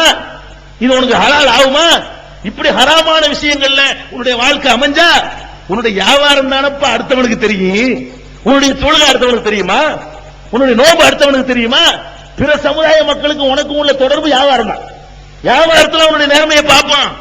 இன்னும் சொல்ல போனா இந்தியாவுடைய இஸ்லாம் வியாபாரிகள் மூலமா தானே வளர்ந்துச்சு. இந்த வியாபாரிகள் இருந்தா இஸ்லாத்தை அன்னைக்கு ஓடி போயிருப்பான். அந்த வியாபாரிகள் தானே வந்தாங்க, குதிரை வியாபாரம் பண்ணி வந்தாங்க, சரக்குகளை கொண்டாந்து இறக்குனாங்க. அவர்களுக்கு தமிழ் மொழியே தெரியாது. வியாபாரத்தில் காட்டின நேர்மை, அந்த சுத்தம், அந்த கரெக்டான எடை, கரெக்டான அளவு, பொய் சொல்லாதது எல்லாம் பாக்குறாங்க. இப்படி ஒரு வழி, இந்த மாதிரி ஒரு கூட்டம் இருக்கா? இந்த அசந்து போய் இஸ்லாத்துல நம்ம அப்பம் பாட்டம் சேர்ந்தாங்களே தவிர பெரிய பெரிய சொற்பொழிவுகளை கேட்டு சேரல. அப்ப இந்த கொடுக்கல் வாங்கல்ல சுத்தமா இருக்கணும். நேர்மை. ரமலான் மாதத்துல பெருமானார் ஸல்லல்லாஹு அலைஹி வஸல்லம் கடைசி உரையை கேட்ட பிறகாவது இன்னையிலிருந்து இந்த ஹராமான வழியில எனக்கு 10 பைசா வேண்டாம், அல்லாஹ் ஹலால் ஆக்கினது மட்டும்தான் எனக்கு வேண்டும். அல்லாஹ் பரக்கத்து செய்யறவன், அல்லாஹ் ரிஸ்க் தர்றவன், எந்த கலப்படத்தின் மூலமா அவன் அள்ளி கட்டிட முடியாது. அல்லாஹ் 1000 ரூபாய் கலப்படத்தில் சம்பாதிச்சா 2000 ரூபாய் செலவழித்து விட முடியும் அல்லாஹ்வுக்கு. அப்படிப்பட்ட ரப்புல் ஆலமீன் நீ ஹலாலா 100 ரூபாய் சம்பாதிச்சா 50 ரூபாய் உனக்கு மிச்சப்படுத்துவான் அல்லாஹ். அப்ப ஹலாலான முறையில அல்லாஹ் அனுமதிக்கிற முறையில உங்களுடைய வியாபாரங்கள் எல்லாம் இருக்கணும், உங்களுடைய கொடுக்கல் வாங்கல் எல்லாம் இருக்கணும். அதுல ரசூலுல்லாஹ்வுடைய குர்ஆனை பின்பற்றுங்க.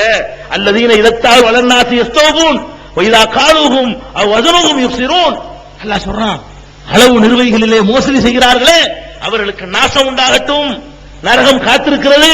இதத்தால் வலன்னாசி யஸ்தௌபூன், மக்களிடத்திலே அளந்து வாங்கும் பொழுது நிறைய வாங்கிக் கொள்கிறார்கள். வைதா காலுஹும் வஸனுஹும் யுஃசிரூன், இவர்கள் அளந்தோ நிறுத்தோ கொடுப்பார்களே ஆனால் குறைத்து விடுகிறார்கள். அலா யதுன்னு உலாயிக அன்னஹும் மபூஸூன லியௌமின் அதீம், மகத்தான ஒரு நாளுக்கு முன்னால் எழுப்பப்படவிருக்கிறார்கள் என்பதை எண்ணி பார்க்க வேண்டாமா? அன்றைக்கு எனக்கு பதில் சொல்லணும் என்று நினைக்க வேண்டாமா? அல்லாஹ் கேட்கிறான். அப்ப பெருமானார் ஸல்லல்லாஹு அலைஹி வஸல்லம் மீது நீங்கள் முஹப்பத் வைத்திருப்பது உண்மை என்றால் இந்த கண்ணுல ஒட்டுனவனே எல்லாம் அந்த முஹப்பத் ஆகாது. சும்மா முகமது நோன இதுல ரசூல் அப்படி குளிந்து போயிருவாங்களா? பெருமானார் ஸல்லல்லாஹு அலைஹி வஸல்லத்தின் மீது உனக்கு முஹப்பத் இருந்தால் உன்னுடைய வியாபாரம் கொடுக்கல் வாங்கல் எல்லாம் அப்படி பர்ஃபெக்ட்டா இருக்கணும். ஹலால தவிர ஒரு ஹராமான ஒரு பருக்கை எனக்கு வரக்கூடாது, சேரக்கூடாது, என்னுடைய உணவுல கலந்துடக்கூடாது என்று கவனமாக உங்களுடைய வாழ்க்கையை ஓட்ட வேண்டும். திருமணத்தின் பொழுது மகர் கொடுங்கள் என்றார்களே, மகர் கொடுத்தே மனம் முடித்தார்களே, தன்னுடைய மகள்களுக்கு திருமணம் முடிக்கும் பொழுதெல்லாம் கட்டாயப்படுத்தி மகளை வாங்கினார்களே, அந்த ரசூல் ஸல்லல்லாஹு அலைஹி வஸல்லம் வழியில வந்துட்டு என்ன பண்றீங்க? நீங்க கேட்கிறீங்க பெண்ணிட்ட, இது யாரு கொடுத்த மார்க்கம்? எந்த வசியத்துல கத்துக்கிட்டீங்க? கடைசி உரையில சொல்லிட்டு போனாங்க அஜத்துல்லாவுல, நீங்க எல்லாம் திருமணம் முடிக்கும் பொழுது வாங்கிக்கிறீங்க இல்ல, உங்களை தான் கொடுக்க சொல்லிட்டு போயிருக்கிறாங்க. பெருமானார் ஸல்லல்லாஹு அலைஹி வஸல்லம் சுன்னத் என்ன சொல்லுது? குர்ஆன் என்ன சொல்லுது? வாத்துன் நிசா சதுகாத்திஹின்ன நிஹலா, உங்களுடைய மகர் தொகையை மனமோந்து பெண்களுக்கு கொடுங்கள். நீங்க கொடுக்கிறவர்களா இருக்கணும். எந்த கட்டத்திலையும் பெண்ணிட்ட வாங்க கூடாது. மன விரும்பி மாமனார் தந்தா வாங்க கூடாது. ஏன்? மனம் ஒப்பி அவன் தரல, அழுதுக்கு தர்றான், நொந்து போய் தர்றான், வைத்தறிஞ்சு தர்றான், பிச்சை வாங்கி தர்றான், கடனுக்கு வாங்கி தர்றான், வட்டிக்கு வாங்கி தர்றான். அவன் மனம் விரும்பி தரவே இல்லை. வாங்க மாட்டோம் வாங்க மாட்டோம்னு சொல்லி அவ்வளவு உறுதியான சங்கல்பம் எடுத்து காட்டு. தெருவில் நிக்குமா குமர்கள்லாம்? 40 வயசு கன்னிகள் இருப்பாங்களா அந்த சமுதாயத்துல? 30 வயசு கன்னிகள் இருப்பாங்களா? காரி துப்புற அளவுக்கு இந்த சமுதாயத்தை அடுத்தவன் எல்லாம் பார்த்து அவ்வளவு கேவலமா போயிட்டு இருக்கீங்க. அந்த 2 விட்டதுதான் காரணம். எல்லாத்துக்கான அளவுகோல், கல்யாணமா, கர்மாதியா, கொடுக்கலா, வாங்கலா, தொழுகையா, நோம்பா, எதுவா இருக்கட்டும், எல்லாத்திலையும் அந்த முகமது ஸல்லல்லாஹு அலைஹி வஸல்லம் அவர்களுடைய வழிகாட்டுதல் என்ன சொன்னாங்க? நகமற்றதா ரசூலுல்லாஹ் சொன்னபடி நான் வெட்டுறேன். மீசையை கத்தரிக்கணுமா ரசூலுல்லாஹ் சொன்னபடி. ஒண்ணுக்கு இருக்கிற வரைக்கும் கேள்வி பண்ணாங்க யூதர்கள்லாம். என்னப்பா உங்க நபி ஒண்ணுக்கு இருக்கிறத பத்தி எல்லாம் சொல்லி தர்றாராம்ல? அவர் சொல்றாரு இந்த சஹாபி பெருமையோட, வெளிக்கு இருக்கிறதுன்னு சொல்லி தர்றாங்க. என்ன நல்லதா சொல்லி தர்றாரு? நின்றுகிட்டு மோண்டு எல்லா பக்கம் தெரிக்கிறத விட உட்கார்ந்து சிறுநீர் கழின்னு சொல்ற தப்பா? சிறுநீர் கழிச்ச பிறகு கழுவி சுத்தப்படுத்துன்னு சொல்ற தப்பா? எவன் சொல்லி தந்தான்? அவங்க சொல்லி தந்தது மாறிங்க எவனும் உலகத்துல சொல்லி தர முடியாது. அப்படி எல்லாத்தையும் பார்த்தாங்க, எல்லாத்திலையும் அழகான ஒரு வாழ்க்கையை தந்துட்டு போயிருக்கிறாங்க. அப்ப சில விஷயங்கள்ல மாத்திரம் நமக்கு எதுக்கு இஸ்லாம் தேவைப்படுது? சொத்து பிரிக்கும் போது மட்டும் கேட்பான், குர்ஆன் படி எங்களுக்கு எவ்வளவு கிடைக்கும், பாகப்பிரிவினைக்கு மட்டும். வேற எதுக்காக நீ மார்க்கத்தை யோசிச்சு பார்த்திருக்கியா? எதுக்காச்சும் சொல்லி பாரு. இந்த மார்க்கம் உனக்கு எப்ப தேவைப்படும்? இவனுக்கு ஏதாவது சொத்து வர வேண்டி இருந்தா எங்களுக்கு சொத்து தரணும்னு சொல்லி ஒரு பொம்பளை எப்ப மார்க்கம் அவளுக்கு தேவைப்படுது? இஸ்லாத்துல பெண்களுக்கு உரிமை இருக்குல்ல, அதை வாங்கும் போது மட்டும் ஒரு பொம்பளைக்கு இஸ்லாம் தேவைப்படுது. ஒரு ஆம்பளைக்கு அண்ணங்கால சொத்துல அவங்களுக்கு தம்பி கொடுக்கல, தம்பிக்கு எப்ப இஸ்லாம் தேவைப்படுது? இந்த சொத்துக்கு மாசம் 10 கேக்குறது. இதுல மட்டும் கேக்குறீங்க, தொழுகைக்கு, நோம்புக்கு, ஜக்காத்துக்கு, ஹஜ்ஜுக்கெல்லாம் இல்லையா? இந்த ஜக்காத்தை நீங்க ஒழுங்கா கொடுத்தீங்களா? நான் கேட்கிறேன், ஜக்காத்தை ஒழுங்கா கொடுத்தவங்க எத்தனை பேர் இருக்கிறீங்க? இவ்வளவு சம்பாதிக்கிற, எவ்வளவு நாள் சம்பாதிக்கிறது அனுமதிக்கிறான் அல்லாஹ். எந்த பாவமும் இல்ல, கோடி கோடியா சம்பாதிக்க. வேற வேற மார்க்கத்துல எல்லாம் பணத்தை தொடாதேமா, நடக்காத காரியத்தை சொல்லுவான். அவன் சாமியார்கள் அழிட்டு போயிருவான். ஆசை அருமீன், ஆசை அருமீன், ஈசனோட ஆயினும் ஆசை அருமீன்மா, ஆசை அறுத்துரு, ஆசை அறுத்துருமா. ஆசை உன்னை அறுக்க சொல்லல, நல்லா சம்பாரி, கோடீஸ்வரன் ஆகும்.